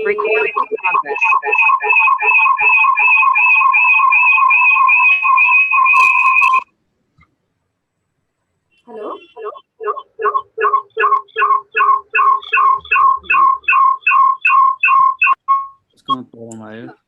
एकदम आयो, के भयो यो? ठिक छ अहिले? ठिक छ अहिले? ठिकै छ म्याम, ठिक छ। अब ठिक छ है? हजुर मैले अर्को कुरा भने चाहिँ हजुरले नबुझ्या भयो चाहिँ महिलाहरू पछि बिस्तारै पलायन हुँदै जाने अवस्था पनि देखिन्छ। हजुर यस्तो छ, दुईटै कुरा यहाँले भन्नुभएको एकदमै सही हो। टेलिभिजनमा काम गर्न महिलाहरूलाई गाह्रो पनि छ र अलिकति समय भएपछि पलायन हुनेको त्यो पनि देखिएको छ होइन। किन छ भन्ने चाहिँ म भनौँ है, अलिकति आफूले भोगेको कुरा। टेलिभिजन भनेको चाहिँ तपाईँ हुन त पत्रकारिता नै हो, समग्र पत्रकारिता नै यस्तो पेसा हो, बिदा हुने यो 24/7 जब। त्यसमा पनि टेलिभिजन भनेको चाहिँ 24/7 नै हो कि तपाईँ 24 घन्टा 7 दिन तपाईँ स्ट्यान्ड बाई हुनुपर्छ। कुनै दिन तपाईँलाई छुट्टी भन्ने हुँदैन, कुनै दिन बिरामी। अझ मेरो केसमा त मैले त बिरामी भएँ भन्न पनि पाएको छुइनँ कि। अनि बिरामी भएँ भन्न पाउनुहुन्न, अनि अरू एडिसनल सोसियल त्यो एक्सक्युजेसहरू त के पनि छैन। तपाईँ जसरी पनि तपाईँको ड्युटीमा तपाईँ उपस्थित हुनैपर्छ। अनि त्यसले गर्दा यो हाम्रो सामाजिक संरचना र महिलाको भूमिका घरमा जो परिवारमा जस्तो छ, जति समय दिनुपर्ने खालको भूमिका छ, त्यो सबै गरेर टेलिभिजनको जागिर खान गाह्रो छ, एकदम गाह्रो छ। समयको कारण, मेन कुरा चाहिँ समय नै हो। ऊ आफूलाई 24 घण्टा उपलब्ध गराउनु पर्ने भएको हुनाले उसले त्यसलाई निरन्तरता दिन सक्दैन, धेरैले सक्नुहुन्न। एकदम त्यो कुरा सोरै आन सही हो। सबै कुरा छोडेर टेलिभिजन मतलब मेरो काममा मात्रै म फोकस हुन्छु भन्नुहुन्छ भने चाहिँ तपाईँ कन्टिन्यू गर्न सक्नुहुन्छ। होइन म यो पनि भ्याउँछु त्यो पनि भ्याउँछु भन्दा चाहिँ गाह्रो हुन्छ। अब फेरि त्यसरी गर्दाखेरि आफ्नो काममा फोकस पनि भएन, तपाईँले पर्याप्त समय पनि दिन पाउनु भएन, अनि तपाईँ अफिसमा गएपछि यो अपडेट हुनुहुन्न, होइन के भएको छ भन्ने नै तपाईँ अपडेट हुनु भएको छैन। अनि न्युज त पढ्ने हो अथवा प्रडक्सन गर्ने हो, अफिसै गएर सबै बुझ्छु नि भनेर त पाउनु भएन। आफू पहिले नै अपडेट भएर गइरहेको छ भने गर्न सजिलो भयो, अपडेट भइरहनु पर्यो। एक त 24 आवर दिइरहनु परेको छ अफिसमै, अर्को चाहिँ अरू बेला अरू टाइम पनि अपडेट भइरहनु परेको छ भनेपछि त कि त तपाईँको सोसियल लाइफ हुनु भएन, पारिवारिक मान्छे हुनु भएन, होइन भने चाहिँ गाह्रो छ। त्यही भएर महिलालाई पारिवारिक जिम्मेवारीको हिसाबले चाहिँ र टेलिभिजनको जुन कामको त्यो प्रकृति छ त्यसले गर्दाखेरि गाह्रो हुने हो एउटा। र अलि लामो समय काम गरेपछि र उमेर ढल्किँदै गएपछि पलायन हुने भन्ने चाहिँ दुईवटा छ त्यसमा चाहिँ। एउटा त कि त उहाँहरूले यो जुन काम गरिरहनु भएको छ त्योभन्दा बेटर अपर्च्युनिटी उहाँहरूले पाउनु भएको छ, होइन, त्योभन्दा राम्रो मौका पाउनुभयो, म त्यता जान्छु भनेर पत्रकारिता छोड्नुभयो, एउटा कारण त्यो हुनसक्छ। अर्को कारण चाहिँ यो निरन्तरता दिन नसकेको कारणले नै छोड्नुपर्ने बाध्यता हुन्छ। दुईवटा कारण नै मुख्य हो। अब अफिसमा रोलको कुरा गर्दाखेरि गाह्रो छ महिला, किनभने महिलाहरू धेरै पनि हुनुहुन्न, आजकल त हुनुहुन्छ, तर ओभरअलमा हेर्दाखेरि महिलाको सङ्ख्या कम पनि छ। अनि त्यसपछि मुख्य भूमिकामा पुरुष नै जहिले पनि हुनुहुने भएकोले जति काम गरे पनि लास्टमा चाहिँ न मेरो पोजिसन भयो, त्यही सेकेन्ड लिडमै हुने भए, मैले लिड गर्न चाहिँ कहिले पनि पाइनँ भन्ने जुन एउटा भावना आउँदै जान्छ। त्यसपछि भयो त किन निरन्तरता दिउँ भन्ने खालको सोचाइले पनि काम गरेको हुन्छ। तपाईँले पनि त्यही भोग्नु भएको हो, लिड गर्न नपाएर छोड्नु भएको हो जागिर? हजुर, मेरो केसमा पनि त्यही हो भन्नलाई मलाई अप्ठ्यारो छैन, होइन, किनभने 15 वर्ष लगातार एक दिन पनि नबिराइकन मैले अफिसलाई दिएको थिएँ, होइन। अनि तर कस्तो मेरो केसमा चाहिँ कस्तो हुन्थ्यो भने जिम्मेवारी नपाएको भन्ने होइन, मैले जिम्मेवारी पनि पाएको हो। मैले जिम्मेवारी पाएको, तर कस्तो भने कस्तो बेलामा पाउँथेँ भने यो कुरा मैले अन्त पनि भनेको छु, होइन, जब आपद विपद पर्छ मेरो मेल कलिग त्यो ठाउँमा अभाइलेबल हुनुहुन्न, अनि कसले गर्छ त भन्दा पुनमले गर्छ, होइन। अब पुनमले गर्न त सक्दो रहेछ नि त, अरू बेला पनि दिउँ न त भन्ने चाहिँ नहुने कि।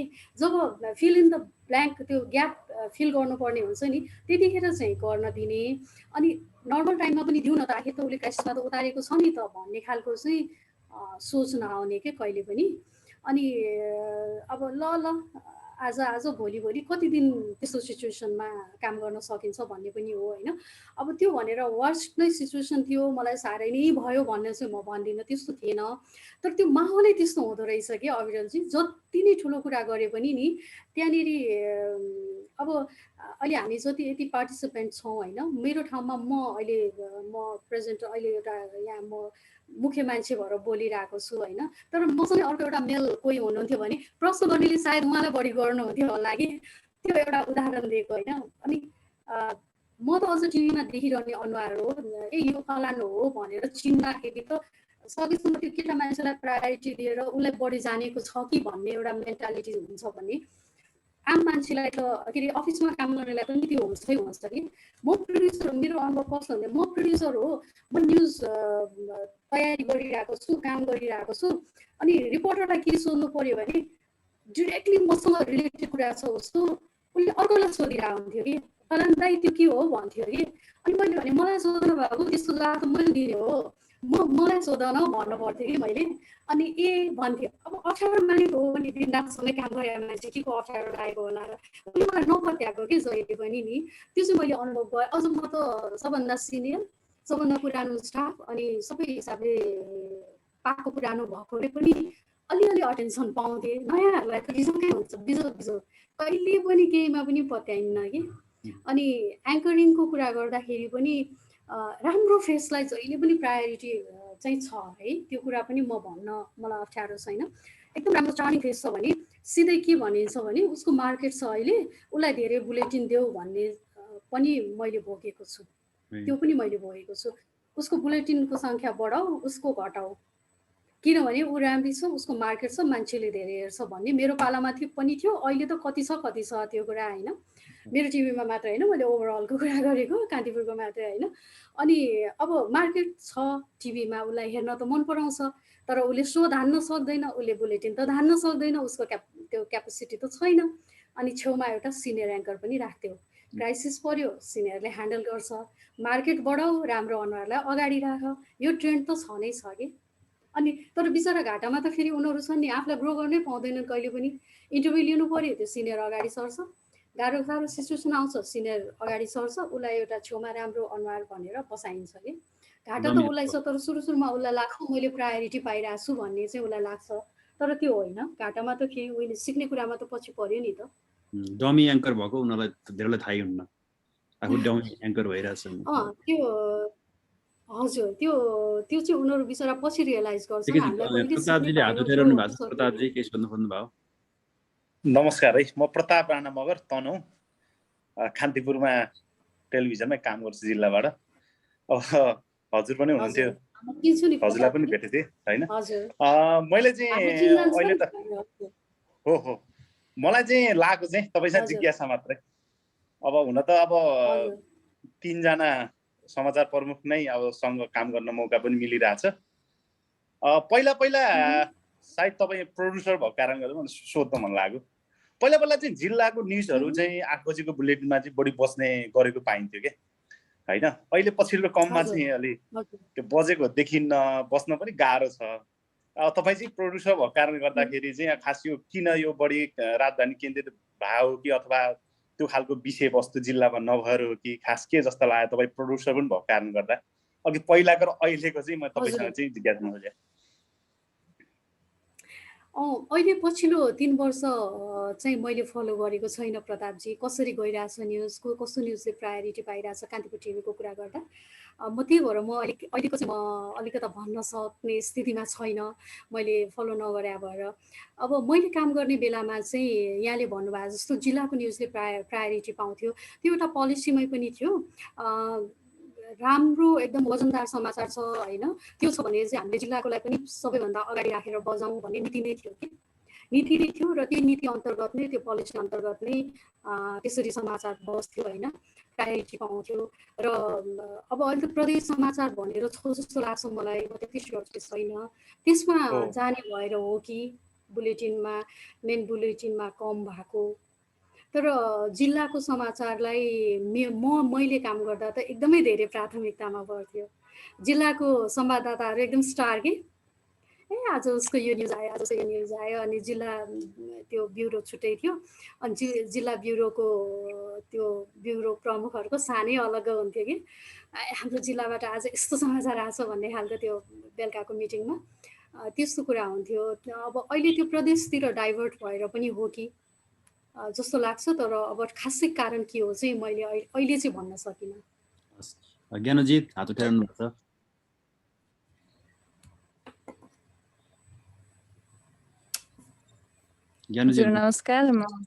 नमस्कार, म ज्ञानु घिमिरे, म चाहिँ पाँचथरबाट बोल्दैछु।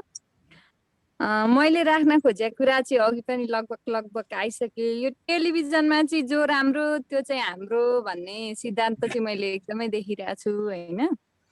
अनि राम्रालाई चाहिँ प्राथमिकता दिएर क्यापेसिटी नै नभई राम्रो कार्यक्रम यिनीहरूलाई चलाउन लाउने, अनि त्यो ब्यागमा काम गरिरहेको हुन्छ नि मुख्य मान्छेलाई चाहिँ अलिकति आउट गरिने पनि स्थिति मैले देखेँ ठाउँ होइन। मै पनि सुरुवाती मेरो पत्रकारिता टेलिभिजनमा भएको हिसाबले पनि अलिकति अनुसन्धान गर्दा मैले त्यस्तो पाएँ। र अर्को कुरा, महिला पत्रकारहरूको लागि चाहिँ पछिल्लो समय त अलिक सुधार भएको छ। पहिला चाहिँ अब जस्तो बेलुकासम्म बस्नुपर्ने हुँदा कतिपय सुरक्षाको हिसाबले पनि अलिक अब तनाव हुने, अनि जस्तो बाहिर पब्लिकले देख्दा पनि बेलुकाखेर अलिकति निक्लेर हिँड्दा होइन, त्यो त बेलुका यसरी पो हिँड्दै थिए लगायतका क्वेसनहरू आउने होइन। अनि बाहिर समाजमै पनि महिला पनि पत्रकार हुन्छन् र भन्ने खालको हिसाबको आउने। हुन्छ अझै पनि मैले ग्रामीण भेगमा म पनि फिल्डमा खटिन्छु। ग्रामीण भेगमा कहाँबाट आउनु भएको भनेर पब्लिकले क्वेसन गर्नुहुन्छ अनि म चाहिँ यस्तो यस्तो हो भनेर भन्दा पनि अबै महिला पनि पत्रकार हुन्छन् र मैले त देखेको थिइनँ यस्तो खालको क्वेसनहरू आउँछन्। अनि यसलाई चाहिँ कसरी समाधान गर्दै अगाडि बढ्नु भएको छ क्वेसन भन्दा पनि अलिकति यो तपाईँको मैले अनुभव बुझ्न खोज्या हो। धन्यवाद। धन्यवाद ज्ञानुजी। तपाईँले आफ्नो कुरा सुनाइरहँदा मलाई आफ्नो बेलाको याद आयो जब मैले पत्रकारिता सुरु गरेको थिएँ है। ठ्याक्कै त्यही बेला नै छ र अहिले पनि त्यस्तो स्थिति छ रहेछ है। त्यतिखेर पनि त्यस्तै थियो। मैले थाल्दाखेरि म त अब उमेर पनि अलिक सानैमा सुरु गरेको, मान्छे पनि सानै।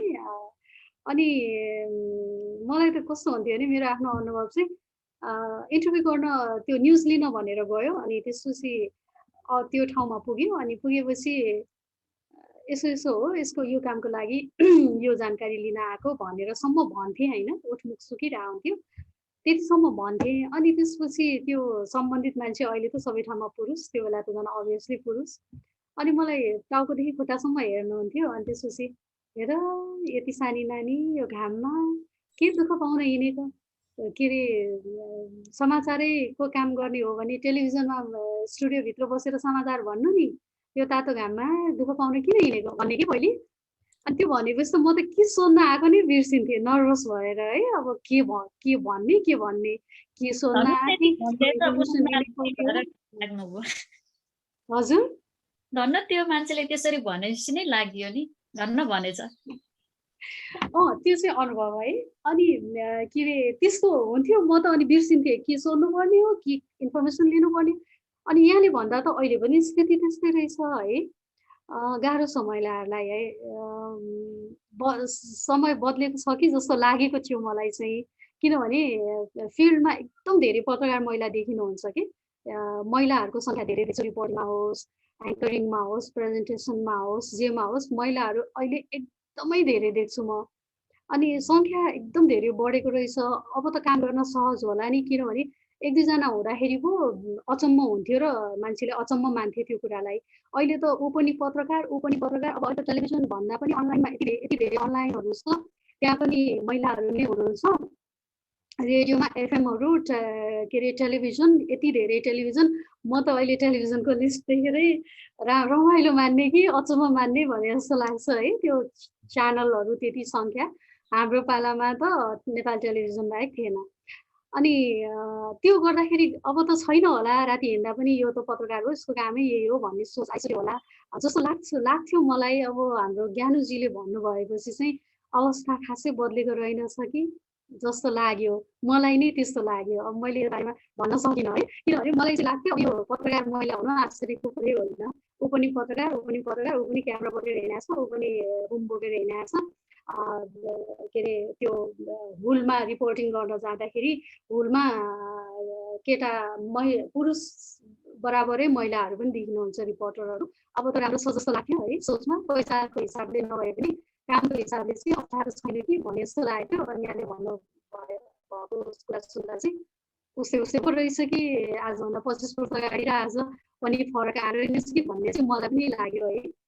अब यसको लागि के गर्नुपर्छ भन्दा त मसँग ठ्याक्कै यो गर्नुपर्छ भन्ने नै छैन, लागिरहनु पर्यो निरन्तर। यदि यो पेसा चाहिँ यही पेसा चाहिँ मेरो पेसा हो, म यसैमा रमाउँछु, बाँकी दायाँ बायाँ हेर्दिनँ भन्ने लाग्छ भने अब अरू कुरालाई महत्त्व नदिकन निरन्तरता दिनु पर्यो। र लाग्दै गर्दाखेरि चाहिँ त्यो कुरा भोलि आश्चर्यको कुरा नहोला, सहज पनि लिइदिनु होला, अझै पनि समय लाग्ला होइन। त्यो नै लाग्यो। अनि राम्रो त्यस्तो प्रायोरिटी दिने भन्ने कुरा त अघि हामी सुरुदेखि नै यही उसमा छौँ होइन, यही डिस्कसनमा छौँ। म सानो एउटा छोटो भनेर टुङ्ग्याइहाल्छु।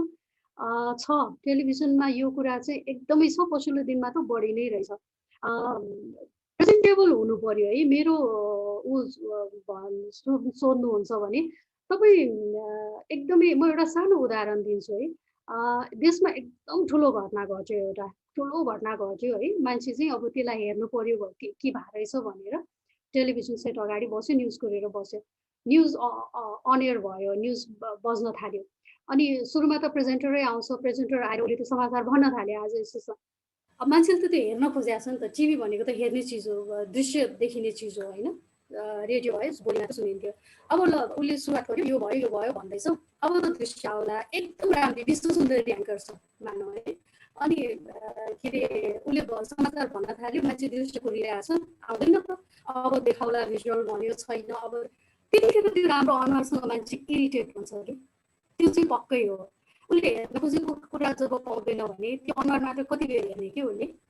अनि ऊ त रेडियो सुन्ला नि, किन टिभी अन गर्नु पर्यो होइन। त्यही भएर त्यति विश्व सुन्दरी भए पनि मेबी एउटा साँच्चै समाचारको खोजीमा रहेको कोही दर्शक छ भन्ने चाहिँ इरिटेट हुन्छ होइन। मलाई भिजुअलसँग मतलब छैन, म उसैलाई हेर्छु भन्ने लाग्छ भने उसैलाई हेरेर बस्ला। तर मेरो अनुभव चाहिँ मान्छेले टेलिभिजनमा दृश्य खोज्छ, तपाईँले त्यसलाई सहज मात्र गरिदियो हो। एकदम विश्व सुन्दरी हुनु पर्दैन, मोडल हुनु पर्दैन, के पनि पर्दैन, प्रेजेन्टेबल हुनु पर्यो। तपाईँले चाहिँ त्यो विषयवस्तुलाई चाहिँ सहज तरिकाले दर्शकलाई पस्किन सक्नु पर्यो। कहिले पनि ह्युमिलिएट फिल नगर्नुहोस्। तपाईँलाई यदि कसैले कहीँ त्यस्तो केही भनेको छ भने है, किनभने म उदाहरण छु, मैले पनि यो बडी सेमिङ एकदम खप्या छु, यो कुरा म आज सेयर गर्छु। सुरुदेखि नै मैले एकदम धेरै फलानुको तुलनामा पुनम राम्री छैन होइन, ऊ र ऊ पढ्दाखेरि पुनमलाई नराम्री देखियो, अडियन्सले भन्दा पनि इन हाउस नै कि, अथवा पुनम मोटी छ, पुनम मोटी देखिन्छ टिभीमा। अनि त्यो कुरा मैले यति धेरै सुने होइन, सुन्थेँ। त्यो कुरा मैले सुन्नु नपरे भए सायद मेरो प्रेजेन्टेसन जति मैले गरेँ नि त्योभन्दा मैले अझै 10 टाइम्स बढी राम्रो दिन सक्थेँ होला कि, यदि आज म राम्रो देखाएको छु कि छैन, आज म मोटी देखाएको छु कि छैन, फलानुको कम्पेरिजनमा मलाई आज के भन्ने हो भन्ने कुरा मेरो दिमागको एउटा पाटोमा नबसिरहेको हुँदो हो भने मैले जति काम गरेँ त्योभन्दा मैले 10 गुणा बढी अझ राम्रो गर्थेँ होला।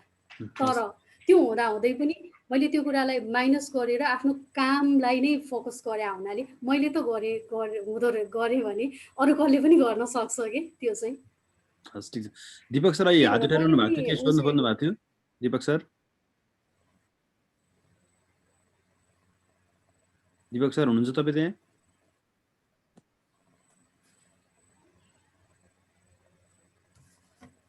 दीपक सर हुनुहुन्छ तपाईँ, सुन्दै हुनुहुन्छ?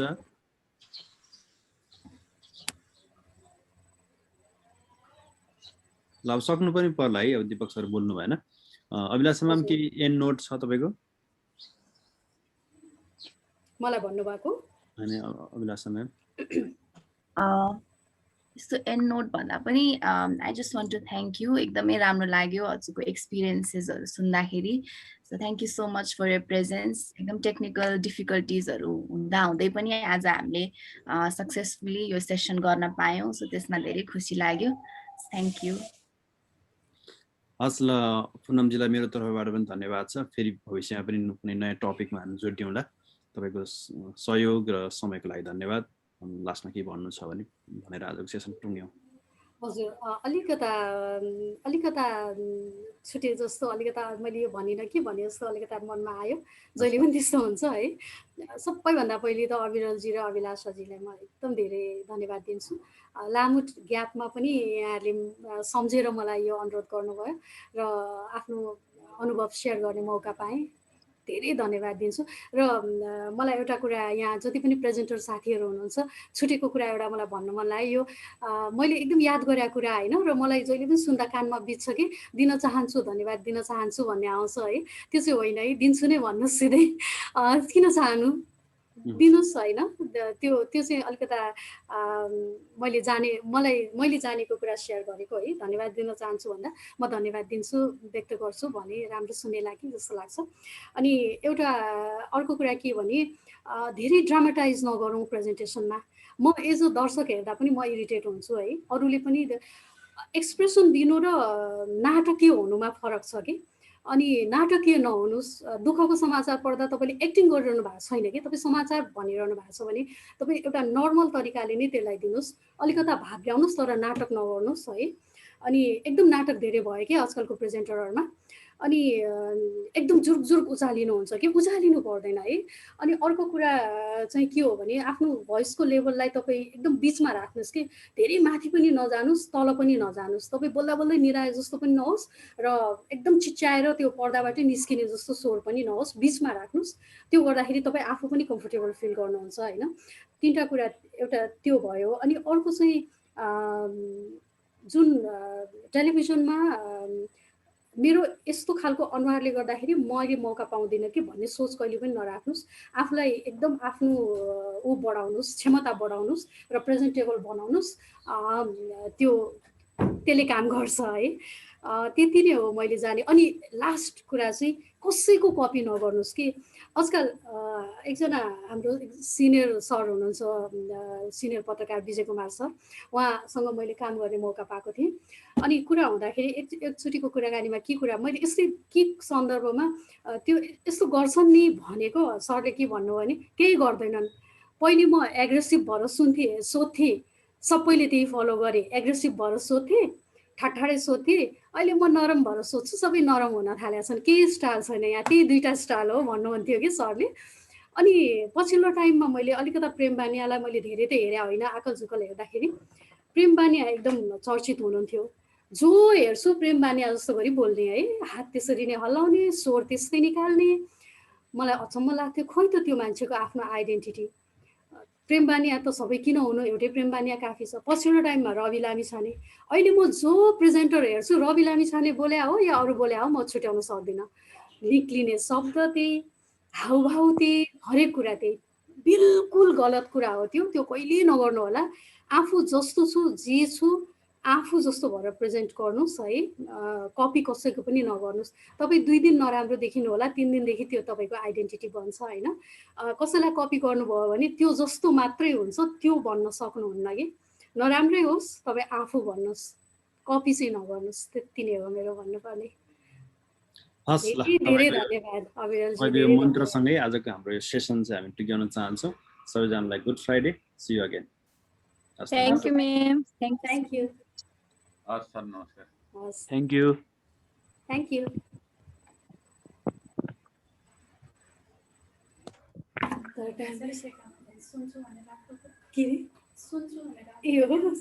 ऊ त बाहिर गइरहेको थिएन। सो कस्तो गर्मी भएको, म त अब मेकअप गर्न नसक्ने भएछु। राम राम पस्किन 2टा झ्याल खोल्याएको छु त्यही पनि।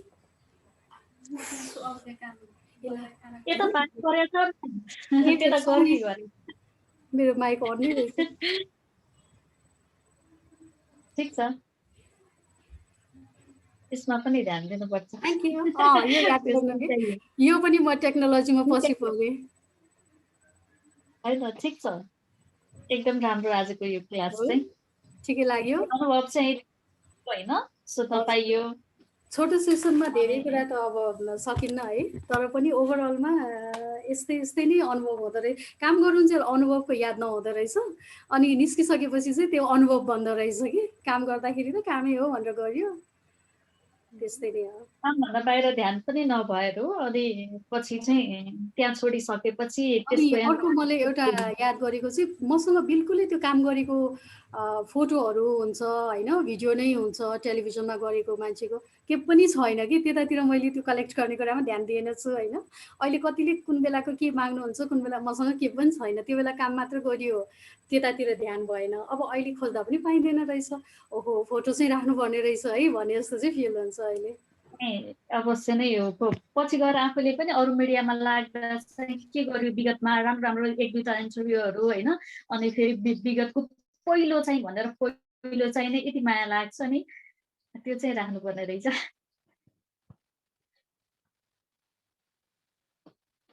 म्युट हुनु भएको छ। खुसी लाग्यो आज।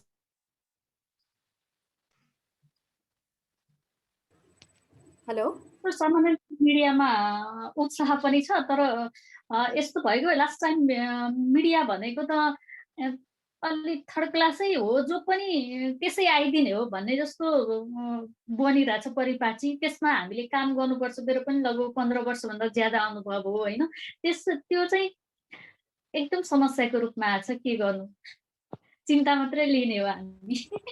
अहिले पनि सुनिएको छ? सुनेछ। अहिले फेरि म्युट हुनुभयो। अनम्युट गर्नु त। भयो अब सुन्यो? ओके, के अरे हामी अहिले पनि त्यस्तो छ जस्तो त मैले सोचेको थिइनँ, किनभने सङ्ख्या बढेसँगै मान्छेमा त्यो कुरामा यो पनि नर्मल, जस्तै अब टिचर एकजना महिला टिचर हुनुहुन्छ भने त्यो नर्मल मानिन्छ नि होइन, शिक्षिका। त्यस्तै पत्रकार पनि यति धेरै भएपछि त त्यो कुरा नर्मल हुनुपर्ने, किन यस्तो हुँदै गयो, नराम्रो किन हुँदै गयो? म पनि यही सोच्छु कि झन् त राम्रो हुनुपर्ने, झन् त्यो सम्मानित हुनुपर्ने, किन त्यस्तो भइरहेको छ जस्तो चाहिँ मलाई पनि लाग्छ। अब प्रोफेसनल नभएर हो, यो काममा पैसा छैन अर्को काम गर्छु, यसो नामको लागि यो गर्छु भन्ने किसिमले काम गर्दाखेरि त्यस्तो स्थिति आइरहेछ कि के हो, यो किन यो ट्रेन्ड भइरहेछ त?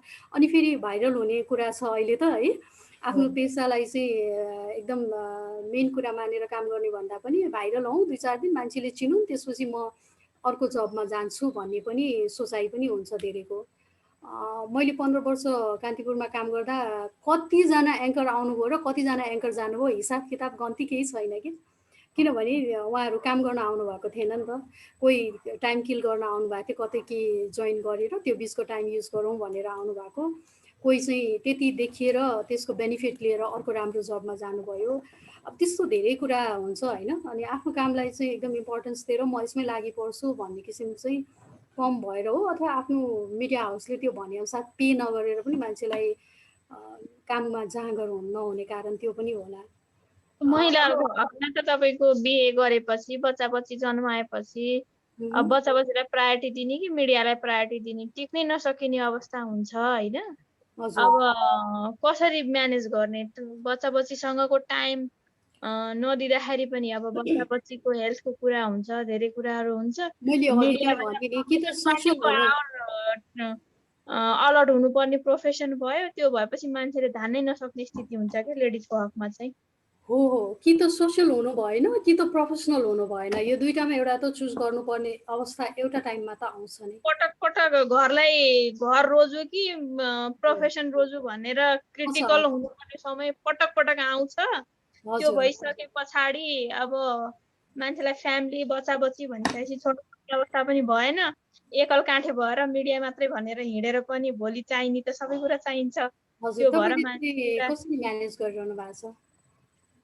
मेरो पनि अहिले अब बच्चा छन् 2वटा, मलाई पनि धेरै गाह्रो हुन्छ। मेरो त अब गोर्खापत्रमा हो म चाहिँ होइन, त्यो हिसाबले गर्दा अब थाई जागिर पनि अलिकति अब प्राइभेट मिडिया भन्दा थोरै सहज पनि हुन्छ हामीलाई। त्यो सेन्सले गर्दाखेरि अब रिक्वेस्ट गरिरहेको छु, तर पनि पटक पटक बिचमा खड्किरहन्छ कि कस्तो गाह्रो हुन्छ भने ओहो म यो गरौँ कि त्यो गरौँ कि बिदै लिएर बस्दिउँ कि 2-3 वर्ष भन्ने जस्तो नि फिल हुन्छ होइन। अब एउटा तरिकाले म बसिरहेको छु, त्यो गर्नुपर्छ, फेरि बिदा लिँदाखेरि म्यानेज गर्न पनि गाह्रो, धेरै त्यो पटक पटक यति धेरै मनमा कुराहरू खेल्छ, यति धेरै कन्फ्लिक्ट हुन्छ र पनि अब दुःख सुख धान्ने कसरी त्यस्तै चलिरहेको छ। अनुसारको हुन्छ होइन। हामी त अब जिल्लामा काम गर्ने, अनि न्युज लेख्ने पनि आफै, बोल्ने पनि आफै, अनि फेरि कार्यक्रममा दौडिने पनि आफै, कहिले काहीँ टेक्निसियन पनि बस्दिनु पर्ने, उस्तै परे पैसा उठाउनु पर्ने, जान पर्ने, सबै काम गर्नुपर्छ। त्यो खिचडी पारेको हुन्छ होइन। त्यो अनुभवको लागि त एकदमै ठिक हो, तर सधैँ 12, 15, 18 घन्टाको ड्युटीको लागि 1 वर्ष 2 वर्ष त्यो गर्न सकिएला, तर 8-10 वर्ष 12 वर्ष गर्न त त्यो पनि सकिँदैन नि त। त्यो हिसाबले पनि यस्तो अप्ठ्यारो हुन्छ कि अघि हजुरले भन्दा मलाई एउटा घटना यस्तो मेरो आफ्नो अनुभव यस्तो आएको थियो कि हजुरले टेलिभिजनमा म रेडियोमा फरक यति कि म त्यो दिन चाहिँ टी सर्ट प्यान्ट लगाए पनि सल ओढाएको थिएँ, सल मतलब त्यो सर्टकटवाला, अनि यस्तो टाउको दुखे कि यहाँ ठ्याक्क बाँधेँ होइन। अनि त्यो हाम्रो टाउको दुखाइ यस्तो दुख्छ नि, यो आँखाबाट आँसु आउने, नाक फुत्ताउने, अनि यो यस्तो आँसु पुस्न पर्ने, त्यस्तै किसिमको त्यो एकदम रुगा लाग्न लाज जस्तो भएको थियो क्या। अनि मैले चाहिँ त्यो सल कसेँ, अनि चाहिँ यस्तो गरेर यो आँखालाई यस्तो गर्दै यो आँखाले हेर्दै न्युज पढ्दै घरिघरि यसमा आँसु पुस्दै यताबाट पढ्दै, अनि ओडहरू पनि लगभग 10वटा ओड पढ्दा त्यो एउटा जति चाहिँ नाकेश्वर पनि गर्थ्यो कि त्यस्तो गरेर कस्तो काम गर्नुपर्छ तर पनि बिदा भनेको पाइँदैन क्या पाइँदैन कस्तो कस्तो सिचुएसनमा कस्तो कस्तो अवस्थामा काम गरिएको छ त्यो त अहिले सम्झिँदा अहिले भए त गर्दिन थियो होला भने जस्तो पनि लाग्छ कि सबैभन्दा यो मिडियामा चाहिँ सबैभन्दा समस्या भनेको बिदाको बिदा भन्ने त सोच्नै पाइँदैन कहिले पनि बिदा लिउँला अझ टेलिभिजनमा त आज त अलिकता अल्छी लाग्छ कपाल ननुहाउन त यसो जस्तो छ त्यस्तै भएर हिँडौँ भन्न पनि नपाइने आज यसो झाचङ झुचङ भएरै जाउँ न त भन्न पनि नपाइने आज बिदा बस्छु भन्न पनि नपाइने मेरो सट्टामा फलानले गर्दैन भन्न पनि नपाइने गाह्रो काम गाह्रो यसमा पुरै 100% दिएन भने कन्टिन्युटी हो त्यही भएर त छैन नि खै 15 वर्षभन्दा बढी टेलिभिजनमा काम गर्ने त सायदै कोही हुनुहुन्छ होला एक दुईजना टेलिभिजन एनटिभीको कोही हुनुहुन्छ होला तर त्यो अपरेसन लेभलमा मतलब बिहाइन्ड द सिन काम गर्नेहरू टेक्निसियनहरू उहाँहरू हुनुहुन्छ होला त अन एयरमा कन्टिन्युटी त गाह्रै छ एकदम गाह्रै छ छैन त्यो सबैलाई सम्भवै छैन कि महिलाको कुरा गर्दा त्यही भएर त्यो कन्टिन्युएसन नहुने कारणै त्यही हो कि गोविन्द सर सुनिराख्नु भएको चाहिँ केही बोल्नु न यहाँ मैले देखिरहेको थिएँ हामी मात्रै बोलेको खै पुरुष आवाज आएन कि यहाँनिर होइन सुन्नुमै आनन्द आइरहेछ अनि सुनेको कुरा कतिको चित्त बुझ्यो बुझेन ठिकै छ राम्रै छ सन्तोषम परम सुखम पुराना अनुभवहरू सुन्न पाइयो हामी चाहिँ अब यस्तो छ कि हामी बेसिकल्ली अब हामीले चाहिँ रेडियो आफै चलाएको भएर अब यो सबै पीडाहरू हाम्रा लागि त्यो समय भन्ने 24 घण्टा व्यवस्थापन पनि हेर्छौँ पत्रकार पनि आफै छौँ वान म्यान आर्मी जस्तै भएका छौँ त्यस कारणले यो अब तपाईँले आज पत्रकार भएर झेलिरहेको कुरा अब हामी सबै पार्टबाट झेलिरहेको हुँदाखेरि अब हामीले पनि झेलि नै रहेछौँ भन्ने जस्तो लाग्छ म्यानेजमेन्ट पनि सम्हालेका छौँ पत्रकारिता नि गरेका छौँ त्यो समाजमा हामी गएनौँ भने पनि पत्रकार आएन भन्ने ठान्छ उसले व्यवस्थापक हो भन्ने ठान्दैन तपाईँ नै आउनुपर्छ भने जस्तो गाउँमा त्यसरी झेलिरहेका भएर त्यो समस्या अहिले त्यो चलेकै छ त्यही ट्रेन्डमै छ हजुर मैले यही कुरा मलाई सोध्न मन थियो है किन त्यसरी चलाइन्छ कि त्यो पेसाप्रतिको लगाव हो अथवा किन त त्यो जबरजस्ती भनौँ न यो पनि गरेछ त्यो पनि गरेछ त्यो पनि गरेछ पेसाको लगावले नै हो या अरू केही कारण हुन्छ अब पत्रकारिताबाटै अपग्रेड गर्यो 5-6 वर्ष काठमाडौँमा रेडियोमा काम गर्यो त्यसपछि अब यो काठमाडौँमा रेडियोमा काम गर्नुभन्दा त आफ्नै ठाउँमा गएर रेडियो खोलौँ भन्थ्यो त्यहाँबाट फर्केर हामी व्यवस्थापक गयौँ 5-10 वर्ष पत्रकारिता गऱ्यौँ रेडियोमा त्यसपछि आएर व्यवस्थापक गयौँ अलिकति अपग्रेड गरौँ कति यो अर्काको जागिर खाने भनेर अब त्यो प्यासनले पनि काम गर्यो अब अहिले हेर्दाखेरि दुःख छ पनि भनिया छौँ तर यसलाई छोड्न पनि सकिया छैन फेरि ठिकै पनि छ सामाजिक सम्मान पनि पाएकै छौँ हैन गाडी पनि चढेकै छौँ ठिकै छ पनि भनिया छौँ यता दुःख पनि पोखिरहेका छौँ यस्तै छ दुःख त छ के अरे दुःख केही पाउनलाई दुःख त हुन्छ नै होइन तर जुन एउटा अघि उहाँले सीताजीले भन्नुभयो जस्तो यो मिडियाको मान्छेहरू त यस्तै नै हुन् भन्ने पनि हटाउन यही सायद यो एउटा मान्छे चाहिँ सबै चिज भइदिँदाखेरि त्यो कुराले मान्छेलाई त्यो सोच्नु बाध्य भएको हो कि मान्छेहरूमा त्यो कन्सेप्ट आएको हो कि किनभने आज समाचार पनि भनिरहेछ भोलि पैसा विज्ञापन माग्न पनि उही आइरहेछ होइन अनि त्यो एउटा सम्मान हुन्छ नि समाचार मात्रै भन्दाखेरिको जुन त्यो चाहिँ भोलिपल्ट रहन्न कि त्यो कारणले त्यस्तो भइरहेछ कि भन्ने जस्तो चाहिँ लाग्छ कि मलाई चाहिँ समाचार वाचक पत्रकारिता मात्रै गर्न पाओस् व्यवस्थापकले हेरोस् बाँकी सबै कुरा त्यस्तो भयो भने चाहिँ त्यो रहला कि मोफसलबाट काम गर्दा एउटा फरक हुन सक्छ जस्तो उहाँले आफूले चलाएको रेडियो सञ्चालकको रूपमा हुनुभयो अब उहाँ चाहिँ केन्द्रको मिडियामा कुनैमा लिङ्क गर्नुहुन्छ उहाँलाई नेतृत्व चाहियो फिल्डमा जानु पर्यो दोहोरो भूमिकाले गर्दा पनि त्यो किसिमको देखिने चाहिँ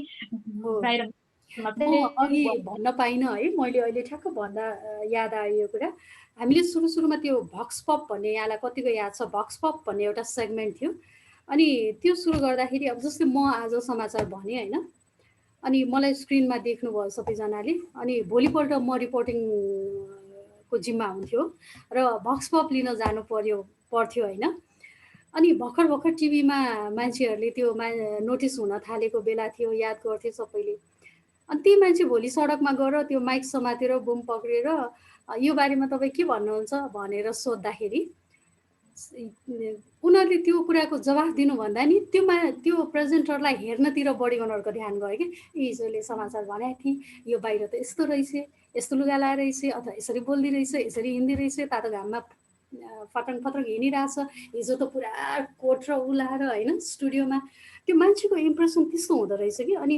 रिपोर्टर के अरे न्युज रिडर प्रेजेन्टर फिल्डमा पनि जाने भन्ने त्यो दोहोरो कन्सेप्ट हामीले नै सुरु गरे होइन। तर प्र्याक्टिकल्ली त्यो सम्भव भएन कि। उसलाई चाहिँ ह्युमिलेसन बढी फिल हुन थाल्यो, त्यो मान्छेको हेराइ उनीहरूले चाहिँ कसरी लिइरहेछ हिजो टिभीमा देखेको मान्छेलाई आज बाहिर देख्दा। अनि त्यसले गर्दा प्र्याक्टिकल्ली त्यो सम्भव नभएकोले अनि एउटा टाइमसम्म चाहिँ न्युज रिडरहरू स्टुडियोमै बसेर काम गर्ने, अनि रिपोर्टिङ गर्नेले रिपोर्टिङ मात्रै गर्ने भनेर फेरि हामीले त्यसलाई चेन्ज पनि गऱ्यौँ कि। त्यस्तो खालको समस्या पनि आउँछ, फेरि त्यस्तो पनि हुन्छ। टिभीमा देखिँदाखेरिको समस्याहरू धेरै नै छन्, फाइदाभन्दा ह्यान्डल गर्न सकेन भने साह्रै गाह्रो के पेसा हो यो। हस्, आजलाई मैले बिदा मागेँ है। अर्को भेटमा हामी फेरि बसेर अलि लामो विस्तृत कुराकानी फेरि गरौँला। एकदम खुसी लाग्यो। आजको दिन राम्रो बितोस् यहाँहरू सबैको। आजलाई मैले बिदा मागेँ है त। हस्, थ्याङ्क यू, नमस्ते। हस्, धन्यवाद।